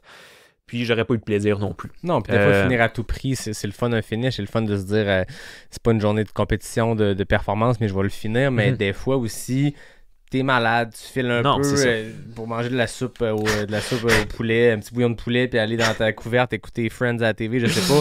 Des fois, c'est pas la meilleure affaire de se dire, je vais finir à tout prix. Peut-être que tu t'aurais payé, puis moi, je répète toujours quelque chose, puis j'y ai dit l'autre fois à Julien Lachance, puis je le répète ici, mais oui, il m'avait dit de quoi la première fois que j'ai fait un DNF au QMT en 2021, puis il m'avait parlé de son premier Vermont 100, qui avait remporté d'ailleurs, mais une performance, ça avait été extrêmement difficile du début à la fin, puis mentalement, ça y avait pris des mois, genre une demi-année à s'en remettre, puis des fois, il faut savoir faire la différence entre, je peux le finir, j'ai les capacités de mettre un pied devant l'autre puis me rendre au finish avant le cut-off, mais dans quel état mental je vais me mettre à essayer de fighter ça pendant, des fois c'est 5, 6, 10 heures, tu sais pas il en reste combien, puis ça me joue dans la tête des fois cette histoire-là de Julien qui me racontait ça, puis de me dire, des fois un DNF, c'est correct. Puis l'impact que ça va avoir mentalement va être moins pire d'arrêter là que de se rendre au bout puis peut-être en souffrir pendant 6 mois parce que tu t'es allé dans des retranchements que tu n'avais pas le goût d'aller. Là. Puis en même temps, j'avais un bel été qui s'annonçait devant moi. C'est ça, c'était que le début. C'était que le début. Mais encore une fois, il n'y a jamais aucune course auquel je m'inscris en me disant je veux pas bien faire. T'sais, chacune des courses auxquelles je m'inscris, je me dis je veux me donner à 100%, je vais faire du mieux que je peux. Puis je sais que je suis capable généralement de bien me classer, mais avant tout, c'est parce que je veux donner le meilleur de moi-même. Puis je savais que je pouvais pas donner le meilleur de moi-même. J'aurais aggravé ma situation. Fait que bref, j'ai pris la décision d'arrêter ça au kilomètre 17. Puis on était une super belle gang aussi. Tu sais, j'étais pas à Chamonix ou dans un autre pays. Là, j'étais avec mes amis sous la tente. JP arrivait. On s'est fait masser. On a mangé de la soupe. Ça allait beaucoup mieux. 1 heure après, là. Une soupe, ça replace toujours un rhume. Ouais, c'était la soupe de JP, par exemple. Ah, c'est la soupe de JP, ok. Ouais, qu'il fallait que je garde pour lui donner. Fait que je l'ai... Non, c'est pas vrai. Ouais, mais JP, ça, c'est drôle. Ce qui est arrivé à la tente au kilomètre 7, lui, ça faisait, quoi, peut-être une centaine de kilos qu'il courait. Là, il faisait le 160. Puis moi puis Théo, on décide de se faire masser. Puis il y a JP qui est là, au ravito, il a besoin d'encouragement, puis il y a moi puis Théo, 2 larves sur la table à massage qui se fait masser pendant que JP, lui, bon, il y avait déjà une équipe quand même autour de lui, mais après ça, on se sentait tellement mal. On s'est dit, Colin, JP, on le voit peut-être une fois durant la course, puis la seule image qu'il y a de nous, c'est 2 gars qui ont DNF le 50 qui se font masser. On n'était pas peu fiers de nous. On est allé acheter un Gatorade à JP, puis on est allé l'attendre pendant 1 heure. C'était plaisant, là. Mais on s'est rattrapé un peu à l'autre ravito. Ouais. Ben oui, on y avait acheté un Gatorade. On l'a quasiment nourri, là, nous-mêmes. Là, on voulait vraiment se rattraper, puis qu'ils nous en veuillent pas. Fait que ça fait partie de l'événement. Encore une fois, d'accompagner les gens qui, eux, ça va peut-être un peu mieux que nous. Chacun son histoire après une course. Hein. Exact. Autant positive que négative. La nôtre est un peu plus négative, mais... encore, comme je dis, il y a le avant, pendant, puis il y a le après. Le avant, c'était super cool de se retrouver avec l'équipe Salomon. On était là au pied du Mont-Saint-Anne. Il y avait une belle ambiance. Bon, durant la course, un peu moyen, mais il y a là après aussi un petit souper. On se rend compte un peu nos misères, nos réussites durant la course. Ouais. On a eu un super beau week-end ce week-end-là. Écoute, je t'écoute, le 2/3 du week-end est réussi. Le avant est réussi, l'après est réussi. Fait que c'est déjà, regarde, ça note de passage. Ouais, 66,6%. Voilà. On continue dans le champ lexical de l'enseignement. Il y a de quoi Complètement. ici. Là. Je travaille demain en plus. Ça me met déjà dans le bain pour ma période de demain. Donc, QMT, après ça, t'as traversé l'Atlantique. T'es allé passer une bonne partie de l'été en Europe, si je me trompe pas. Oui, 2 mois. Okay. 7 semaines de voyage. Puis vraiment, ça, je l'ai dit à plusieurs personnes, là, vraiment trippant cet été, comment j'ai organisé mon voyage. Un peu au gré du vent, je me promenais, j'ai été en Bretagne avec Théo, le breton. Avec Théo qui est de nationalité française, mais breton principalement. Puis il m'a fait découvrir son coin de pays, puis je suis arrivé là, je pense, durant la meilleure période de l'année, si c'est pas durant les 5 dernières années, plein soleil, 30 degrés, canicule. Ben, bon, il y a eu des feux de forêt. C'était très chaud cette année en France, puis partout en Europe. Mais la Bretagne, bon, ça a été vraiment un super beau moment là-bas avec Théo. Puis c'est des vraies vacances. C'est vraiment, on était là-bas. Oui, on courait. Il y a les sentiers frontaliers. C'est la GR 34 qui est là. Puis on l'a pas fait au complet, c'était pas ça le projet, mais de voir ces sentiers-là, des sentiers que j'aurais jamais explorés, que j'aurais jamais vus si c'était pas de l'opportunité de Théo de m'inviter dans son coin de pays. Si ça avait été que de moi, ben je serais parti peut-être dans les Pyrénées, dans les Alpes dès le début, j'aurais fait d'autres choses. Fait que c'est Théo qui m'a fait découvrir ça. Ensuite, c'est de retracer. Bon, l'année passée, c'était les Pyrénées. Puis j'avais arrêté à un certain endroit. Fait que là, je me suis dit, je pars avec le sac à dos. Je continue à l'endroit où j'ai arrêté l'année passée. Puis je continue pendant 5 jours jusqu'à temps que, bon, encore une fois, Théo était dans le décor. On passe encore 5 jours ensemble avec ses parents. On vit la van life dans les Pyrénées à Luce-Saint-Sauveur. Fait que là, on avait devant nous le cirque de Gavarnie, la brèche de Roland. Bref, on a eu des belles journées comme de course à pied, de rando. Il y a le Tour de France qui passait 2 jours après qu'on soit parti. Puis ça nous a quand même donné, il y avait un engouement vraiment vélo à Luce-Saint-Sauveur les jours avant le Tour de France. Fait qu'on s'est loué 2 vélos. On a demandé à la personne qui était responsable du bike shop 2 bibs. On a mis ça, nos chandails de course, notre veste Salomon. On avait l'air de 2 imposteurs complètement qui avaient pris des vélos de route, puis on est allé se faire 2 cols mythiques du Tour de France cette journée-là. Fait que tu sais, c'est des belles expériences de voyage aussi, de dire, encore une fois, c'était pas prévu, mais on a saisi la chance qu'on avait de vivre quelque chose que les deux on aime, là, c'est de faire du vélo, puis en plus de le faire à cet endroit-là. On a vraiment eu beaucoup de plaisir. Après ça, je te dirais que la pinte qu'on a pris, là, on était déshydratés, on arrive au bar, 2 pintes, une chaque. Puis après ça, à la vitesse qu'on l'a pris, là, on était funny. on était funny. Les belles choses qui sont dites. Ouais, on restait dans ce bar-là. Des révélations sur moi et Théo, mais bref, comme tu dis, ce qui se passe au bar reste au bar, mais non. C'est loin le bar, fait que les chances que ça se rende ici, on ne saura jamais. C'est vrai ce qui s'est dit. Complètement. Mais non, ça a été vraiment, après ça, écoute, je vais pas passer des heures à parler de ce voyage-là, mais je te dis des petites anecdotes. On est allé en Corse ensuite. Vous avez fait la GR20. Ouais, la GR20, qui est, ça fait assez longtemps qu'on entendait parler de cette randonnée-là comme étant la plus difficile, mais la plus belle aussi. Ben oui. Puis ma sœur s'est greffée au projet aussi. En fait, c'est un projet initialement de moi et ma sœur. OK. Je peux te dire que c'est Théo qui s'est greffé. Moi, c'est ça. Finalement, c'est Théo. C'est une plaie. Non, le boulet, Théo. Non, pas du tout. On était un super trio. On a fait ça du début, pas du début jusqu'à la fin ensemble. Théo a quitté à la moitié parce que c'est un manque de temps, tout simplement. Pas parce qu'il n'y avait pas les jambes. Un homme occupé, Théo, quand même. Ben oui, quand même. À travers son emploi du temps de président. Ouais, de président. J'ai l'impression que ce gars-là a un horaire présidentiel. Ouais, mais il y a des priorités à bonne place. Quand c'est le temps d'avoir du fun avec ses amis, de faire du vélo, de courir, de partir en voyage avec son ami Martin, il réussit toujours à le faire. Fait que j'en remercie pour ça. C'est un excellent partenaire de sport. J'ai l'impression que Théo, en fait, je disais à l'épisode 112 avec Ray Zahab que je soupçonnais qu'il y avait un peu plus d'heures que la moyenne du monde par jour, ce gars-là. Moi, je pense que Ray Zahab a comme un 36 heures par jour, puis c'est comme un secret d'état, puis il s'est fait donner ça, on sait pas pourquoi. Je regarde Théo aller dans ses 1000 projets. D'après moi, ce gars-là a 28-30 heures par jour, alors que nous autres, les mortels, on a 24 heures. Ouais, ça se pourrait bien. On le salue. Mais on a fait, écoute, c'était une super belle randonnée. Plein de moments inoubliables sur cette randonnée-là, autant des fous rires que des moments peut-être un peu plus difficiles d'ajustement. C'est ça aussi, marcher en groupe, là. C'est de se mettre à niveau tous et chacun, puis de parler, la communication dans toutes les sphères de la vie, autant avec les amis, dans les projets de randonnée, en couple. Dans les podcasts. Bref, communiquons. Fait que ça a été une belle réussite pour moi et ma soeur de finir après ça, cette randonnée-là. Puis est-ce que c'est aussi dur qu'on le dit, le GR20 en Corse? Oui. Ouais. Pour comparer avec d'autres randonnées, en fait, c'est la section du Nord qui est... t'as les mains courantes, t'as des échelles, t'as surtout un sac à dos sur le dos de 13 à 15 kilos. Conseil, si vous faites la GR20, partez léger. Il y a moyen d'aller là-bas avec quasiment rien. Contrairement, mettons, au ravitaillement au refuge en Europe, dans les Alpes ou dans les Pyrénées, qui offrent des pensions des fois complètes avec le repas. Mais là, il y a moyen d'aller dans ces refuges-là puis acheter des trucs, des items individuels, genre du spaghetti, des cannes de sauce. Il y a moyen de, sans dire la grande gastronomie, mais acheter des trucs au jour le jour, puis d'éviter de transporter 3-4 jours d'autonomie.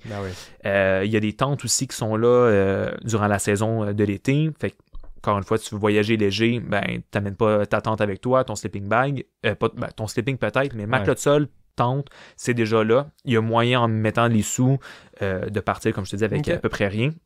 Puis, pour la section du Nord, c'est fortement recommandé de partir avec le minimum, d'avoir un sac à dos un peu plus léger. Fait que un peu plus difficile la section du Nord. Les sections du Sud, il n'y a jamais rien de roulant. Il n'y a jamais une étape que tu dis, un peu comme sur le tour du Mont Blanc. C'est un grand sentier de terre battue qui monte et qui descend là, régulièrement, ce qui fait en sorte que ça devient assez difficile à la longue. Mais comme Dan Bouchard dans l'épisode, ils ont passé la balayeuse. Ils ont ramassé un peu de stock. Exactement. Alors qu'en Corse, paraît-il que c'est pas le cas. Là. C'est un peu plus intact. En fait, ce qu'ils ont enlevé d'un sentier au Mont Blanc, c'est d'aller le mettre d'un sentier Corse. La grande poubelle. Exact. Ouais. Voilà. Fait que la Corse, mais de toute beauté, j'en garde vraiment des bons souvenirs. Puis, ça m'a forgé peut-être un physique, encore une fois, pour le reste du voyage. Après ça a été un peu un tremplin vers le parc des Écrins. Fait qu'encore une fois, beaucoup de randonnées. Puis là, je saute un peu les étapes. J'arrive à mon week-end de course 2 semaines avant la CCC, qui est à Méribel. Fait que j'avais un petit week-end choc que je me suis placé là en me disant, ça allait être un bon moment de tester un peu la forme 2 semaines avant la course, sûrement la plus importante de mon année. 1 kilomètre vertical le samedi, un premier pour moi, puis après ça, un 25 km avec 1900 mètres de dénivelé. Ça a été un super beau week-end. J'arrivais là-bas avec la tente, le sac à dos, tu sais, les gens arrivent là en voiture. Oui, c'est ça. Comme les gens normaux, là, finalement. Moi, j'arrive venu de 4 jours de marche avant ça. Fait que j'arrive un peu cassé dès le début, cette course-là. Clairement pas optimal. L'affûtage, le taper avant course, je l'ai négligé. Inexistant, complètement. Mais il y en a sûrement là, qui disent de jamais laisser de break à leur corps, c'est quasiment de faire... c'est de jamais arrêter, ça peut être aussi une très bonne stratégie de course. Le corps est toujours un peu en état d'alerte, en état de choc. Je crois pas trop à ça. Généralement, j'essaie de me reposer les jours avant. Mais là, j'avais pas le choix. Ça faisait partie du voyage. Je dépose le sac. Puis le samedi, bon, c'est le kilomètre vertical. Ça se passe 7 sur 10. OK. 7 sur 10, je me donne la note de passage. Quand même. Mais les sensations, les jambes légères que j'ai des fois en début de course, là, je l'avais pas du tout. Okay. Fait que ça a été un kilomètre vertical, c'est jamais facile. Hein? C'est non, top c'est du... T'es sur combien de kilomètres? 2,5. 2,5 000 mètres. Ouais. Fait que c'est un ratio de grimpeur, d'alpiniste. Belle face de singe. Ouais, exactement. Mais rien de trop technique. Il y avait moyen de faire un bon temps. Je m'étais dit, bon, faire en bas de 40 minutes, ça aurait été le défi dans tout ça. Bon, ça a été plus un 41 minutes 30 secondes. Bon. Ouais, qui est bon. Mais en fait, j'avais pas d'attente. Je me suis dit, ce week-end-là va me servir à mettre un peu d'intensité. Si j'ai un bon score, ben tant mieux. C'était les championnats de France en plus. Fait qu'il y avait du... Tout le monde était là. Ouais, il y avait du bon niveau, là. Les champions de ski alpiniste. Je me suis...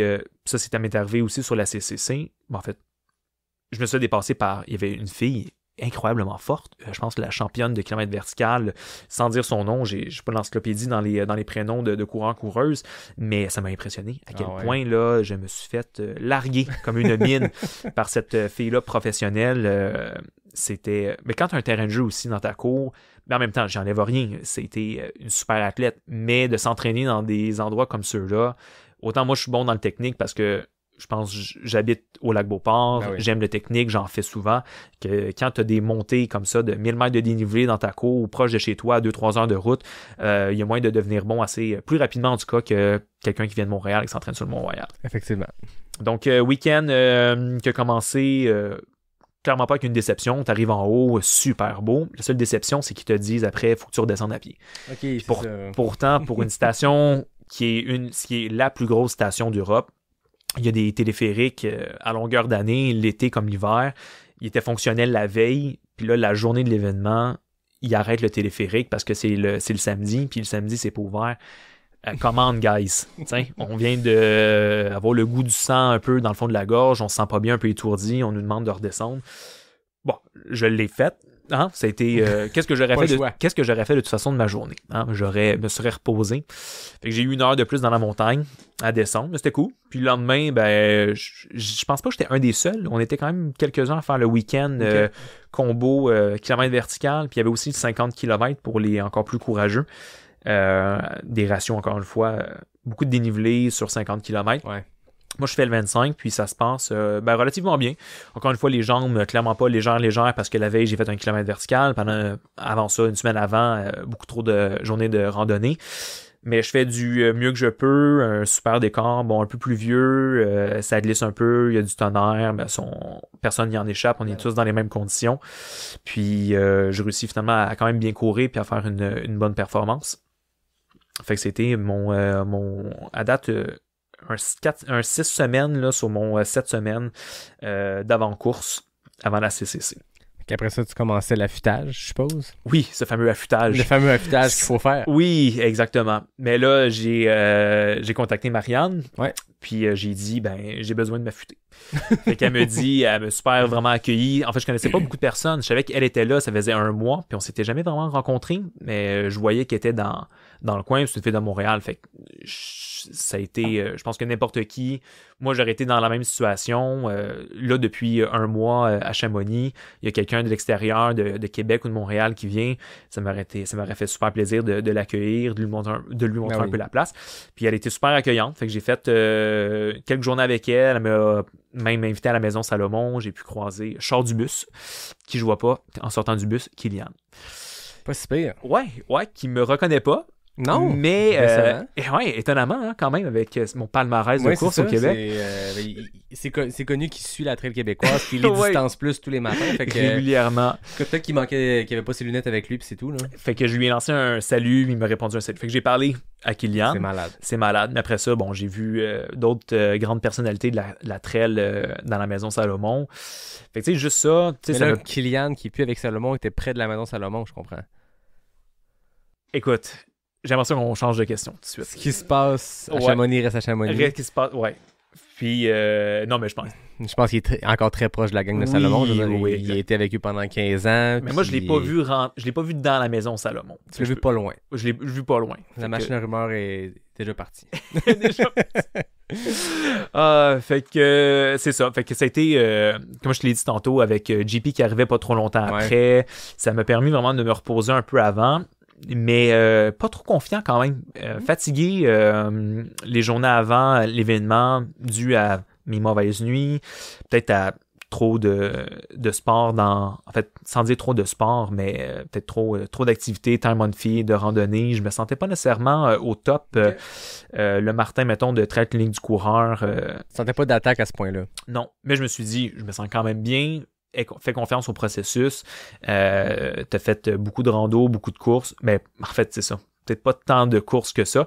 Puis c'est ce que j'ai payé durant la course. Là. Ouais. C'était ces séquences-là de longues sections où je devais courir. Ça a été là que ça a été mon point faible, en fait. C'est là que j'ai senti que musculairement, ma préparation était pas adéquate pour un UTMB. Ben une CCC même. Ouais. Encore moins pour un UTMB. J'aurais sans doute fait les choses différemment si j'aurais été dans un milieu peut-être un peu plus contrôlé, peut-être pas en voyage. Mais en même temps, t'aurais-tu profité autant de ton été? Parce que je t'écoute parler avec les étoiles dans les yeux de ton été. Après ça, oui, je veux dire, le race day arrive, t'étais peut-être pas au sommet de ta forme, mais des fois, c'est dur de faire coordonner le sommet de sa forme avec la course principale de sa saison. En passant, j'ai l'impression que tu as passé un très beau voyage aussi, puis t'as pas l'air d'un gars qui regrette d'avoir profité de son voyage. Rien du tout. J'aurais pas enlevé une course ou une randonnée ou une ride de vélo dans ce voyage-là pour être un peu plus près. Chaque journée, vraiment, j'en ai vraiment profité du début jusqu'à la fin. Est-ce que la distance t'effrayait? Parce que des recherches que j'ai faites, j'ai vu que tu avais tenté l'échappée belle, l'intégrale. Tantôt on parlait de celle que tu avais complétée, mais tu avais tenté le 147 kg avec 12 000 mètres de dénivelé que tu n'avais pas terminé. T'avais-tu fait d'autres courses de 100 km? Tu vois, l'année passée, 70. Ouais. Mais je me suis dit, tu sais, l'année passée, ça a été un 70 km, 7000 mètres de dénivelé. Ça m'a pris 12h30. Okay. Je me suis dit, sans avoir peur de la distance, là, je vais être en moving time pendant à peu près, je m'étais dit 12 heures pour la CCC. C'est une zone, bon, un an avant aussi. Là, ouais. Hein, le corps de mémoire, à un moment donné, pas à ce point-là. C'est pas à ce point-là. Mais je me suis dit, bon, je suis capable. J'ai déjà été sur mes jambes durant ce temps-là. Mais clairement pas dans le même genre de parcours aussi. Puis le 100 km, si je vais graduellement, là, sans dire, bon, je saute un peu les étapes des fois, là, mais 100 km, on dirait que c'était la cerise sur le gâteau. Ça aurait été un bel accomplissement dans ma carrière de coureur. Avant le 100 miles, peut-être qu'un jour, je vais me rendre là. Je vois un peu dans quel état je suis arrivé. Je suis pas prêt encore pour faire un 100 miles, même si ça fait beau sur un CV, même si tu vois pendant beaucoup plus longtemps des décors incroyables. Je pense que mon corps, il t'offrait pas la run. Puis j'en ai eu la preuve aussi sur l'échappée belle. Problème de genou, kilomètre 85, t'es obligé d'arrêter. C'est pas l'énergie qui manquait. Là. Moi, je pense que s'il y a quelque chose qui m'arrête, c'est une défaillance mécanique. Là. Ouais. Je dis pas que ça serait facile, mais je pense que j'ai ces capacités-là de me rendre jusqu'au bout d'un 100 miles. Ouais. Mais il y a quelque chose au niveau de la mécanique qu'il faut que je travaille. Il va falloir que je travaille sur peut-être des points faibles, des lacunes, pour pouvoir compléter un jour un 100 miles. Mais le 100 km, c'était sur la checklist. Puis de faire la CCC, de le finir. Le 100 km le plus connu du monde. Ouais. Dans un événement extrêmement prestigieux, mais surtout un événement qui est, je veux dire, pour les bonnes et les moins bonnes raisons, l'UTMB, c'est c'est le sommet mondial du trail, mais c'est le plus grand événement qu'on a. Et c'est à la hauteur de la réputation que ça a. T'sais. Complètement. De franchir l'arche d'arrivée après 100 km. J'étais content pour Benoît, mais de le franchir, j'étais quand même sur un petit nuage. Chose que tu ressens pas après un trait de ligne du coureur ou un QMT ou un Arikana. J'enlève rien aux événements, mais t'es, comme tu dis, au centre mondial de la trail, l'épicentre. Tu viens de courir pendant 12 heures. Il y a cette sensation-là de dire tu vas aller jusqu'au bout. Tu as été dans la misère pendant X nombre d'heures, tout dépendant de comment tu t'es senti. Moi, ça a été du kilomètre 70 jusqu'au 100. Ça a été tough. Puis de voir la ligne d'arrivée, l'ambiance, j'ai été chanceux aussi d'arriver à 9 heures. Tu sais, je suis pas arrivé à 2 heures du matin. Il y avait un engouement encore. Ça a été, pour le vrai, sûrement mon plus bel événement, mon plus beau souvenir de course à vie que je partage là avec toi. C'est le fun de l'entendre. Je oui. pense que c'est ça. C'est une course qui est mythique pour la réputation et tout le reste, puis les nombreux documentaires qu'il y a là-dessus, puis tu te mets à aimer le trail, puis tu découvres l'UTMB en même temps, ça va de soi. Par contre, rendu dans le parcours, c'est complètement différent, tu sais. Il y a de quoi de mythique là aussi, mais pas pour les mêmes raisons. C'est pas le kit Kodak que tu vois dans les documentaires, parce que les ravitaux deviennent très connus à cause des documentaires. Puis souvent, les documentaristes, les cinéastes, ils se rendent dans les ravitaux, ils se rendent pas dans haut des cols. Mais il y a de quoi de très particulier de partir d'un ravito, la Foulie, peu importe, où il y a énormément de monde. Je veux dire, c'est bondé de monde, ça fourmille. Il y a plus de monde dans un ravito de l'UTMB que n'importe quel événement trail à la ligne d'arrivée. Je veux dire, t'étais à Arikana la semaine passée. C'était magique d'avoir 5-6 000 personnes pour le show de Clay & Friends, puis l'arrivée et tout. Mais j'avais l'impression qu'à la Foulie, il y avait plus de monde que ça. Par contre, 1 heure après, t'es en haut d'un col, puis c'est complètement différent comme ambiance. Moi, je me rappelle d'être la montée après Champélac, je me rappelle pas c'est quoi le nom exactement, en descendant vers Trian, puis c'est le silence complet. T'entends juste des cloches de vaches parce que on se promène dans des sentiers de vaches, tu sais. Mais c'est complètement fou. T'as vraiment les extrêmes au plus extrême. T'as des cols à 2600 mètres où le vent te frappe en pleine face. T'es tête au vent, je veux dire, ça s'appelle pas de même par hasard. Le vent te frappe, puis t'es seul au monde, puis tu fais un 360 autour de toi, puis tu vois aucune civilisation. Puis 1 heure après, t'es dans un ravito, puis c'est le party, puis il y a du monde comme ça avait pas de sens. T'sais. C'est vraiment particulier comme événement. Il faut le vivre, je pense que pour le comprendre. Ouais. Puis en même temps... T'arrives à tête au vent, puis c'est la plus belle section. Je sais pas t'es arrivé à quelle heure, mais... J'étais en pleine nuit, mais c'était magnifique juste d'être là. Puis après ça, c'est ça qui était drôle, parce que la sécession, on a fait des drôles d'heures quand t'es dans le mid-pack, puis c'est des images qu'on voit, la montée jusqu'à tête au vent. Je veux dire, tu suis l'UTMB, t'as même pas besoin de faire une nuit blanche. Tu te lèves le matin, t'écoutes l'arrivée de l'UTMB, puis tu vois Kylian, tu vois Mathieu, tu vois tout ce monde-là. Cette montée-là, on la connaît par cœur quand t'as suivi le sport depuis quelques années. De la faire en pleine nuit, c'était weird parce que c'était complètement différent. C'était comme si j'étais dans ma trail. Je me sentais vraiment, puis je l'ai raconté dans l'autre épisode, peut-être que je me répète, mais intérieurement, c'est ma montée la plus weird et la plus fun parce que dans ma tête, il n'y avait aucune différence dans mes pas, dans mon effort, dans ce que je faisais, que quand je suis au Mont-Saint-Anne en plein milieu de la nuit, puis je fais une nuit blanche à monter la gondoleuse, pas la gondoleuse, mais l'escarpé, par exemple. C'est weird parce que justement, tu n'as pas le décor autour qui est typiquement alpin, puis le sentier lui-même, il est pas beaucoup différent de ce qu'on a ici à cet endroit-là. Des gros boulders de roche. Ça ressemble beaucoup à l'escarpé finalement. Mon sentier préféré. C'est particulier. C'est particulier comme feeling, mais c'est sûr que là, toi, tu l'as vécu 2 jours. La vue doit être exceptionnelle. Pas tant que ça. Non? Mais non, c'est pas vrai. C'est pas si pire. C'était moyen. T'as bien moyen. fait. Ouais. L'avoir eu la chance de le faire de nuit, je l'aurais fait de nuit. Non, c'est pas vrai. C'était vraiment de toute beauté. Ben, ça fait partie aussi de la course, de voir de faire ces événements-là pour voir des parcours comme ceux-là. C'est inoubliable. Je recule. Vas-y. Ligne de départ. On s'est croisés là. Tu étais avec Oli, qu'on salue, Oli Gagnon. Comment tu te sentais quand tu es allé te placer dans le front pack, quand tu es à Courmayeur? La ligne de départ de l'UTMB est aussi épique que la ligne d'arrivée de l'UTMB. Il y a l'hymne national italien qui joue. Il y a la musique qui te craint. On est 700 dans la première vague, on se rappelle. On est loin des vaguelettes de... Je sais pas, c'est qui en parlait à l'UTHC. Le but n'est pas de comparer. Moi, je me rappelle à l'épisode sur ma CCC, j'ai vanté l'UTHC par rapport à l'UTMB, mais ça reste je pense que je ne me rappelle pas qui parlait des vaguelettes, que c'était donc drôle à l'UTHC parce que ça partait en vague de 15 personnes. Ouais. La vague a fait 700 personnes. Ah, il y a du monde. À CCC. C'est la première de 3, c'est pas 4 vagues. Comment tu te sentais?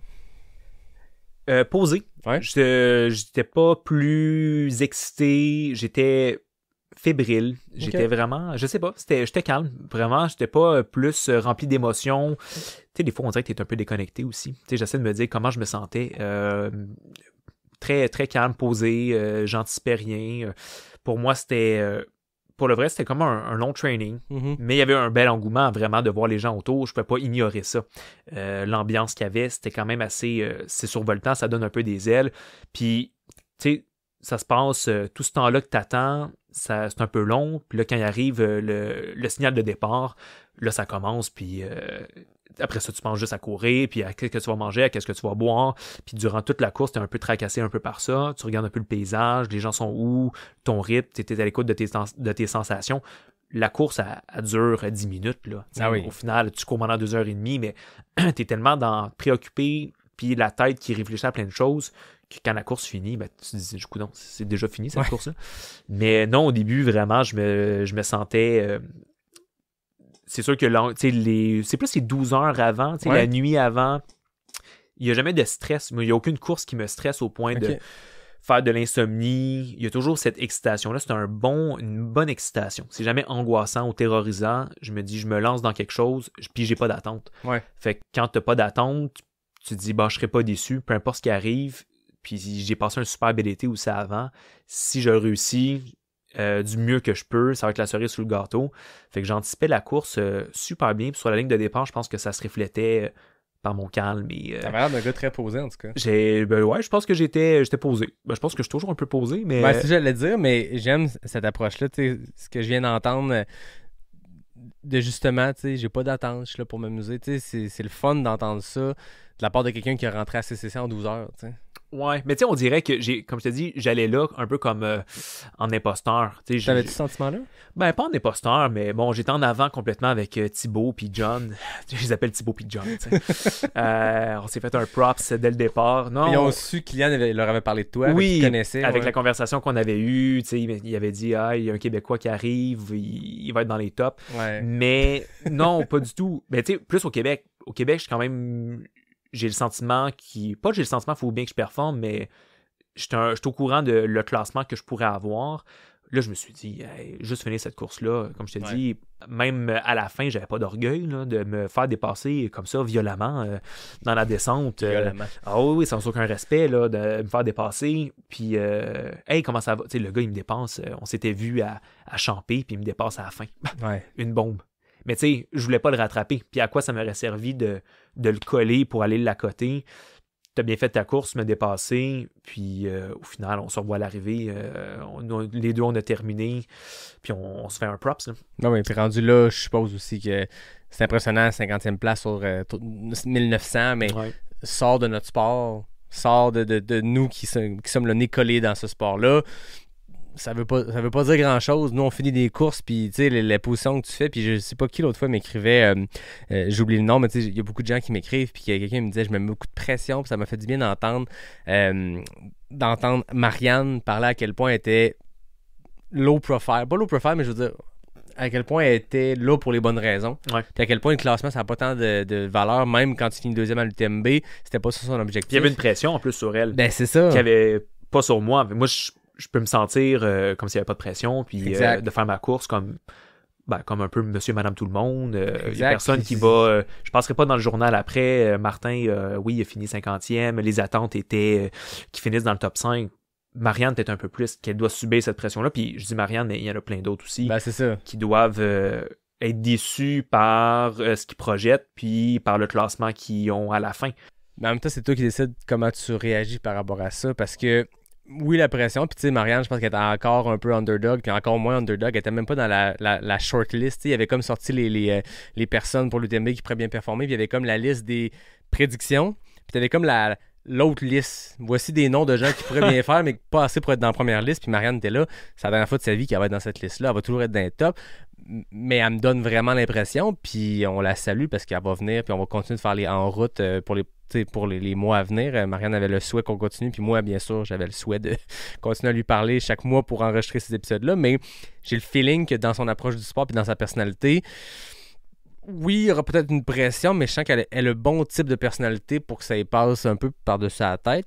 Puis pour revenir à la personne qui m'avait écrit, j'avais dit, tu sais, on vise des temps, on vise des positions. Ça pourrait être le fun d'être top X, top 30, 50, 3000, peu importe. Puis à un moment donné, ça ne vaut plus rien dire. Puis tu te fais on a le nez collé sur nos courses, puis quand on est dedans, on pense juste à ça. Puis, hey, j'aurais aimé ça faire X temps. Mais mais projette-toi dans 1 an, dans 2 ans. Moi, j'ai aucune idée c'est quoi le temps que ça m'a pris pour faire X courses il y a 2 ans. On oublie ces choses-là. On leur donne beaucoup d'importance cependant, mais moi, j'ai appris ça cette année, puis je l'avais dit à l'épisode avec Marianne, comme on s'en fout complètement au final. Puis on est là pour s'amuser.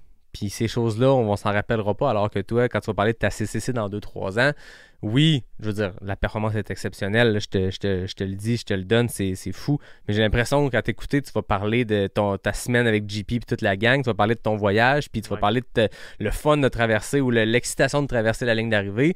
Mais après ça, le chrono exact à la minute près, puis si t'avais fini, puis t'avais pas laissé le gars te dépasser, ça aurait changé de quoi de finir 47e? Non, complètement. Tu sais, t'as raison. C'est très éphémère. Hein? Notre saison de course là, attire déjà à sa fin. Exact. Puis l'année passée, ça a été la même chose. J'en retire quoi? Oui, beaucoup de fierté, un peu de satisfaction, des belles expériences qui ont été vécues, mais au-delà de ça, tu sais, cette année, c'est un copier-coller un peu de mon année passée. J'ai enchaîné des courses, j'ai fait des voyages.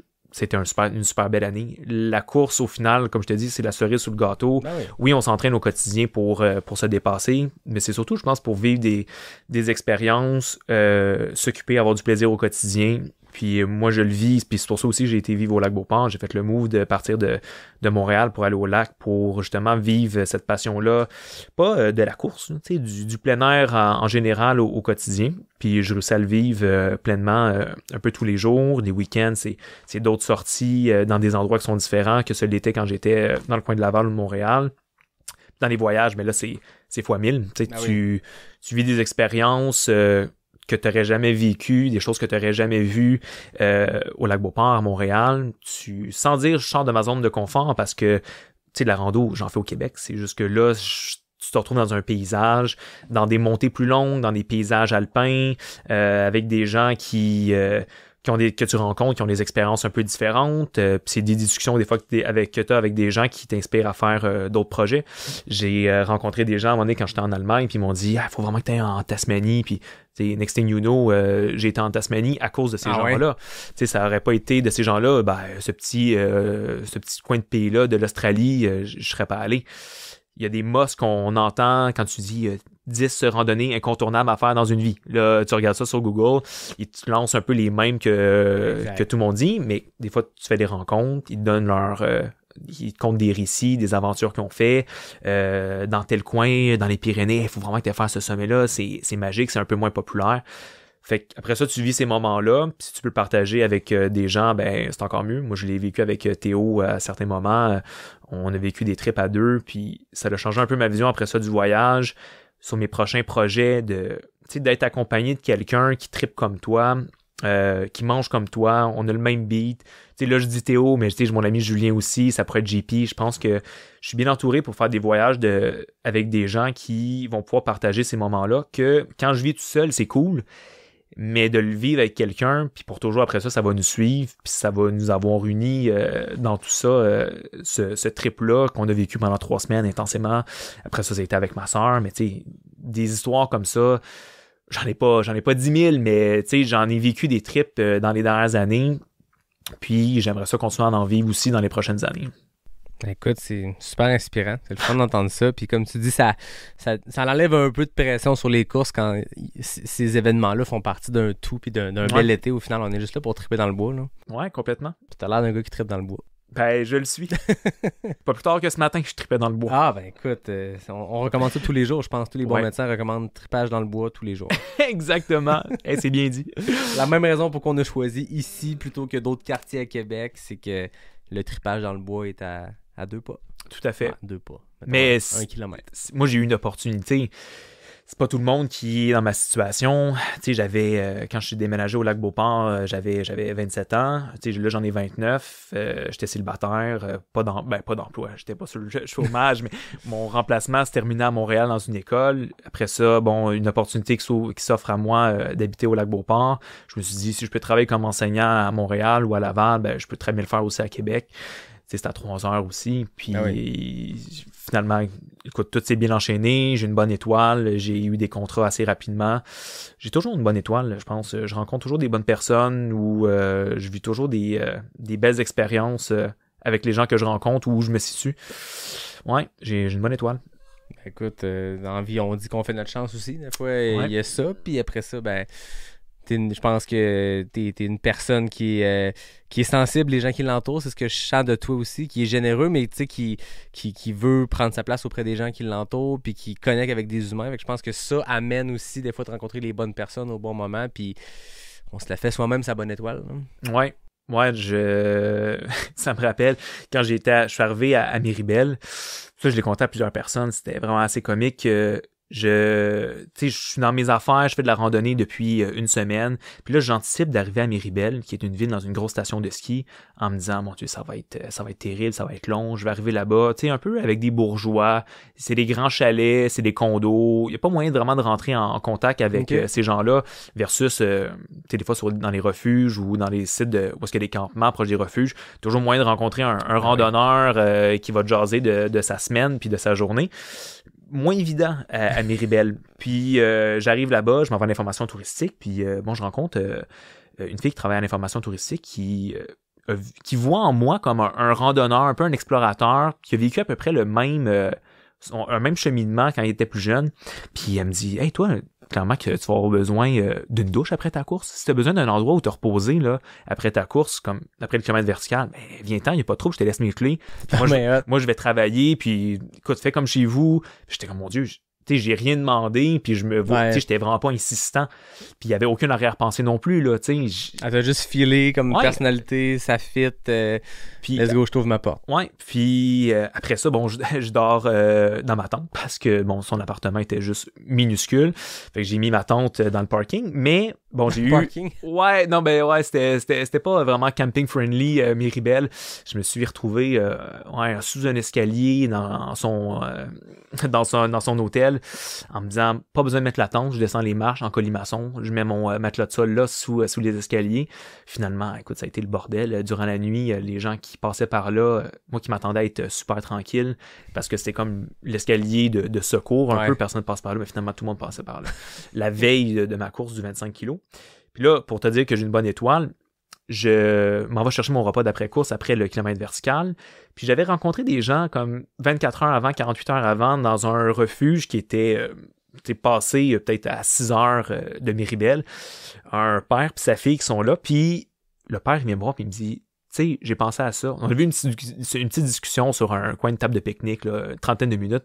Puis il me dit, j'ai pensé à ça. Tu sais, si tu veux venir dormir à la maison à soir, là, après ta course, il n'y a pas de problème. Ah ouais. Fait que, j'étais comme, voyons, je peux pas refuser une invitation comme celle-là. Tu sais, il me dit, tu sembles un peu dans la misère. Puis j'avais pas tout dit, là, j'avais juste dit que je randonnais comme un randonneur bien standard avec sa tente. Puis c'est ça. Il a vu en moi peut-être une source, peut-être pas de distraction, mais je pense qu'on avait un bon feeling, moi puis lui, dès le début, sur ce coin de table de pique-nique. On partageait un repas, un peu de fromage. Puis finalement, j'ai passé 2 jours là-bas à squatter chez eux. Mais j'étais de bonne compagnie, j'étais aidant. On a eu des belles conversations. Mais c'est quand je te dis bonne étoile, ce week-end-là, finalement, qui, pour moi, allait être un peu de la course, puis après ça, du temps un peu à me tourner les pouces parce que je voulais pas m'entraîner ni profiter de la montagne. J'aurais lu un peu des livres, j'aurais comme gravité autour de Miribel, mais là, ça s'est avéré être super trippant de rencontrer des gens, de dormir dans un vrai lit aussi. Beaucoup plus facilitant que de dormir dans le parking ou sous la cage d'escalier. Hein? On se le dire. Fait que j'en ai profité, puis je dis jamais non à ça. Parce que je me dis toujours à l'inverse. Moi, si j'étais dans la situation où je voyais quelqu'un un peu, pas en difficulté, mais dans cette situation-là de randonneur, c'est pas trop aller, ça me ferait plaisir de lui offrir mon hospitalité, un bon repas, partager avec lui des histoires, puis d'où il vient. Ouais, c'est intéressant. Ça fait triper. T'as vraiment passé un bel été, on le sent que... Ouais. C'est ça. La CCC, c'était la cerise, c'est le gâteau, mais qu'avant ça, il y a tout eu une aventure. Puis peut-être que t'es arrivé un peu les jambes hypothéquées, comme tu disais, à ta course, mais tout ce qui a précédé devait valoir la peine. Là. Complètement, à 100%.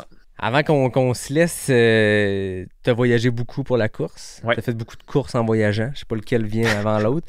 Y a-tu des destinations et ou des courses qui sont déjà sur ton radar en ce moment qui te font triper? Ben, tu vois, je savais que tu allais me poser la question. Je suis prévisible. Ben non, c'est une bonne question en même temps. Mais ouais, quand même, j'ai pensé à ça. Je me suis dit, dans les courses un peu mythiques que j'aimerais accomplir dans ma vie, la Diagonale des Fous. Je pense que ça serait quand même un projet, une course qui a un profil qui m'attire. Est-ce que ça va être l'année prochaine? Est-ce que ça va être dans 2 ans? Who knows? Hein? On sait pas. Mais c'est quand même sur la bucket list. Si le corps continue à tenir, puis que je continue à m'entraîner, puis à travailler peut-être un peu sur mes faiblesses. Est-ce que ça va être le 100 miles, la traversée totale, ou bien une course un peu plus courte lors de l'événement? Encore une fois, ça va être une décision à prendre, mais Diagonale des Fous, ça serait dans le top de ma liste. Mais encore là, il y a quelqu'un qui pourrait me dire j'ai fait telle course à telle place, puis soudainement, la Diagonale des Fous prendrait le bord. Mais elle prendrait jamais le bord. Mais elle serait juste reportée. Elle serait peut-être reportée. Ouais. Mais une opportunité d'aller en gang, aller faire telle course, que ce soit en Australie, en Nouvelle-Zélande, si ça concorde bien dans mon année, dans mon calendrier, ben je vais peut-être privilégier une course comme celle-là en gang qu'un événement comme ça où je vais partir un peu tout seul. Mais Diagonale des Fous, on en parlait avec les gars de Montréal. Ouais. Puis tranquillement, là, l'idée fait son bout de chemin. Ben, il me semble que ça a le profil. JP qui a fait J'ai quand pas même dit non, mais oui, en UTMB, ouais. Il a fait le QMT 100 000 aussi. Je pense que dans cette distance-là, JP est devenu un vétéran quand même. Puis je pense qu'il pourrait très bien faire à la Diagonale. Puis on a quand même beaucoup de Québécois qui l'ont fait, ouais. dont une grosse partie de la gang de la Clinique du coureur en 2019. Fait que si vous décidez de vous lancer, vous aurez quelques ressources pour savoir si tu pas pire le chemin des Anglais, si tu si tough que ça. Ouais, versus le trait de ligne du coureur, là, ça ressemble à quoi? Ouais. Puis je tiens à le dire, ça vient de me popper. Tu sais, des fois, on rêve dans la vie, puis on se rappelle pas de notre rêve, puis ça repop dans une conversation. Et la nuit passée, je sais pas pourquoi, je sais pas si c'est parce qu'en regardant Instagram, j'ai vu cette personne-là et cette course-là. Je ne connais pas Cédric Chavannes. Je l'ai croisé 2 fois dans des événements. J'y ai parlé un peu à Ricana. Cédric, c'est un très grand coureur. Il a gagné le Gaspésia 100 000 et bien d'autres. J'ai rêvé cette nuit que Cédric Chavannes gagnait la Diagonale des Fous. Oh ouais, rien de moins. Ça vient de me popper là. Écoute, est-ce que tu fais des rêves prémonitoires habituellement? Ben, je souhaite à Cédric, mais oui. C'est à rien d'y comprendre. J'ai pas regardé de documentaire sur la Diagonale des Fous et je ne connais pas Cédric. C'est un nom que j'ai vu dans Distance Plus plusieurs fois. C'est un gars que je trouve impressionnant comme coureur, mais écoute, des fois il y a des rêves comme ça qui s'expliquent pas. Donc Cédric, salut, je sais pas pourquoi. Mais ceux qui se demandent si je suis geek de course aussi en dehors du micro. Quand t'en rêves, là, je pense que ça répond à la question. Je pense que, écoute, vous avez une preuve. Voilà. Voilà. Écoute, Martin, c'était hyper intéressant. On est rendu, quand on est rendu à 1h36 puis que ça a passé aussi vite que tu as à CCC, que tu disais que ça va passer en 2 minutes, c'est bon signe. Par contre, là, ça fait plusieurs semaines que j'ai pas fait de questions avec l'Arnaque parce que les questions avec l'Arnaque sont réservées aux invités qui sont là pour la première fois au podcast. Oui. Dans les dernières semaines, j'ai beaucoup reçu des gens qui étaient déjà passés dans le passé des 2 dernières années du podcast. Et aussi parce que j'ai fait des éditions spéciales. J'ai fait un truc avec Ray Zahab dans un boat avec le boat Capic à Ricana. J'ai fait un autour du feu avec Marianne. Mais là, je reviens dans un modèle d'épisode plus standard. On revient aux questions avec l'Arnaque. Ça fait longtemps. Je sais même pas si je vais être rouillé puis je pourrais pas réussir à les poser rapidement. Est-ce que c'est temps que je me prenne ma deuxième kombucha? Je pense que t'es mieux de l'ouvrir puis t'hydrater un peu parce que ça va aller vite. Ça va prendre ma gorgée. Je sors le chronomètre. Je rappelle que c'est 10 questions à répondre le plus rapidement possible. Toujours 2 choix. Il faut choisir entre les 2 le plus rapidement possible. C'est des questions sur les produits NAC. Il y en a une sur le lot. Après ça, les autres, ça pitch un peu partout. Ok, parfait. Mélodie Gilbert, Natacha Gagné et Joanie Desroches ont le record chez les femmes en 12 secondes. Chez les hommes, c'est Yvan Lheureux en 10 secondes. Bien sûr, ça va vite, non? À cette vitesse-là, c'est tous des performances qui sont faites en présentiel. On va voir comment ça se passe. Tu me dis quand t'es prêt, puis je pars. Je suis prêt. Route ou trail? Trail. Des plus ou des moins? Des plus. Bâton, pas de bâton? Pas de bâton. Alpe ou chic-choc? Alpe. Questionnaire, bar ou gaufre? Gaufre. Boîte ou racine? Racine. Sentier roulant ou technique? Technique. 50K ou 100K? 50. Été ou hiver? Été. Échappée belle ou UTMB? Échappée belle. 11 secondes! 11 secondes, Martin, c'est très impressionnant. Mais j'ai vu ton doigt comme pas... C'est filmé, hein? C'est filmé, puis on va pouvoir faire un recomptage. Ouais, la façon de faire officielle, c'est que je pose la première question et je pars le chrono dès que tu y réponds. Hey, j'ai fréquence cardiaque, là. Dans le piton, là. Ouais, elle doit être à... Tu mettras ça sur Strava, je pense que tu vas avoir une performance. Sur Garmin, je sais pas quel mode sélectionner. Je sais pas si c'est de la course, c'est de la rando, si c'est du sprint. L'entrevue. Je vais rajouter 11 secondes, c'est le 2e meilleur temps de l'histoire Donc, Mais quand t'as pas d'attente au début Voilà. d'une compétition comme celle-là, ben je pense que j'ai fait vraiment du mieux que je pouvais. Puis la kombucha quand même m'a aidé, cette gorgée pré-race entrevue. va falloir réécouter parce que j'ai aucune idée qu'est-ce que tu as dit comme réponse parce que ça allait tellement vite que... J'ai J'ai bugué pas un pris peu le à la temps. fin sur quand t'as dit échappée belle UTMB. C'était quoi ta réponse? Ah, échappée belle. Ouais. Ouais. quand Est-ce que tantôt tu disais que tu allais prendre ta revanche d'un sentier que tu n'avais pas complété vers le. C'est lequel tu disais? C'était quand tu parlais de Chamonix puis tu te rendais jusqu'à Zermatt. À Zermatt, exactement.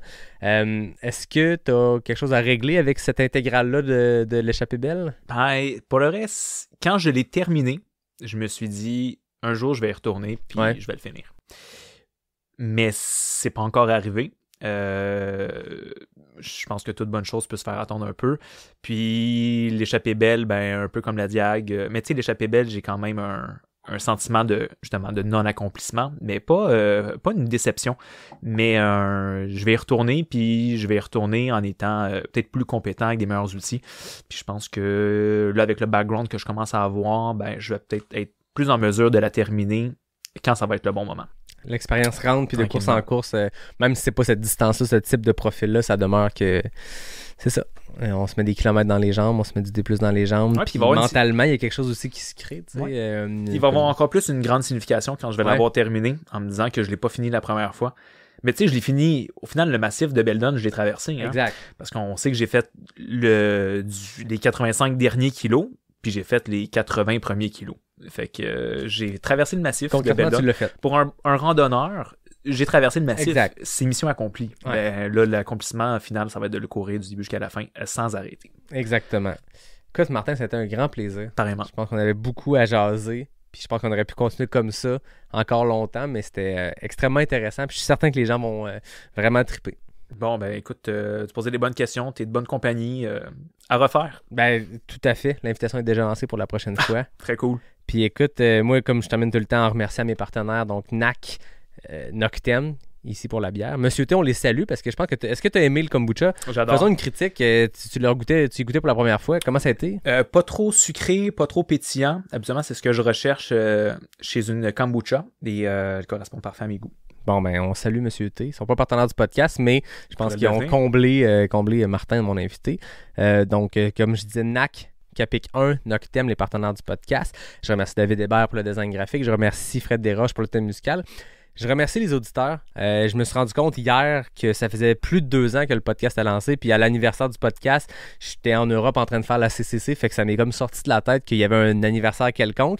Je salue Éric Lévesque de l'UTCC qui, quand j'ai dit « Hey, j'ai changé, je pense, une photo sur Facebook. Puis j'ai dit « Hey, 2 ans pour pas sortir du bois. » Il a dit « Hi, pas sorti du bois, entre dans son Terrible 2. » Donc, je sais pas ce que ça veut dire en termes de podcast. Je sais que c'est chez les jeunes enfants, le Terrible 2, ça brasse. Est-ce que la prochaine année brassera du côté de pas sorti du bois? Je l'espère pas, mais je vous réserve bien des surprises. Puis tout ça, ben, je le fais pour les auditeurs. Puis je tiens à remercier toutes les personnes qui m'écrivent, qui semaine après semaine se connectent le mercredi matin ou plus tard, mais ça me fascine toujours le mercredi matin quand je me lève, moi, à l'heure du Québec, puis que j'ouvre, puis qu'il y a déjà des centaines de personnes qui ont écouté l'épisode, que ce soit en France ou des leftos au Québec. Ça me touche beaucoup que les gens se mettent un espèce de X dans leur calendrier, puis qu'ils réservent leur épisode de Pas sorti du bois. Ils réservent leur course du mercredi matin ou leur commute vers le travail pour écouter l'épisode. C'est toujours trippant. Puis on vous réserve plein de belles affaires, comme cette belle discussion-là avec Martin. J'ai une conversation quand même aujourd'hui. Oui, J'ai quand l'impression même, mais que je pense que les gens aiment ça. Ben, les gens vont devoir courir longtemps Exact, pour finir ce podcast-là. 1h45, ça fait quand même une belle run. C'est une très belle run. Au lac Beauport, 1h45, c'est si vite passé, par exemple. Ouais, 1h45 sur route, ça peut être plus qu'un demi-marathon. Au lac Beauport, c'est 4-5 kilos, selon quelle section du Maelstrom tu choisis. Voilà, c'est bien dit. Exactement. On finit là-dessus. Allez essayer le Maelstrom, puis bonne chance, amusez-vous. C'est pas parce que ça avance pas vite que c'est pas le fun. C'est bien dit. Et voilà, merci tout le monde, puis à la semaine prochaine pour un prochain épisode de Pas sorti du bois, le podcast 100% trail.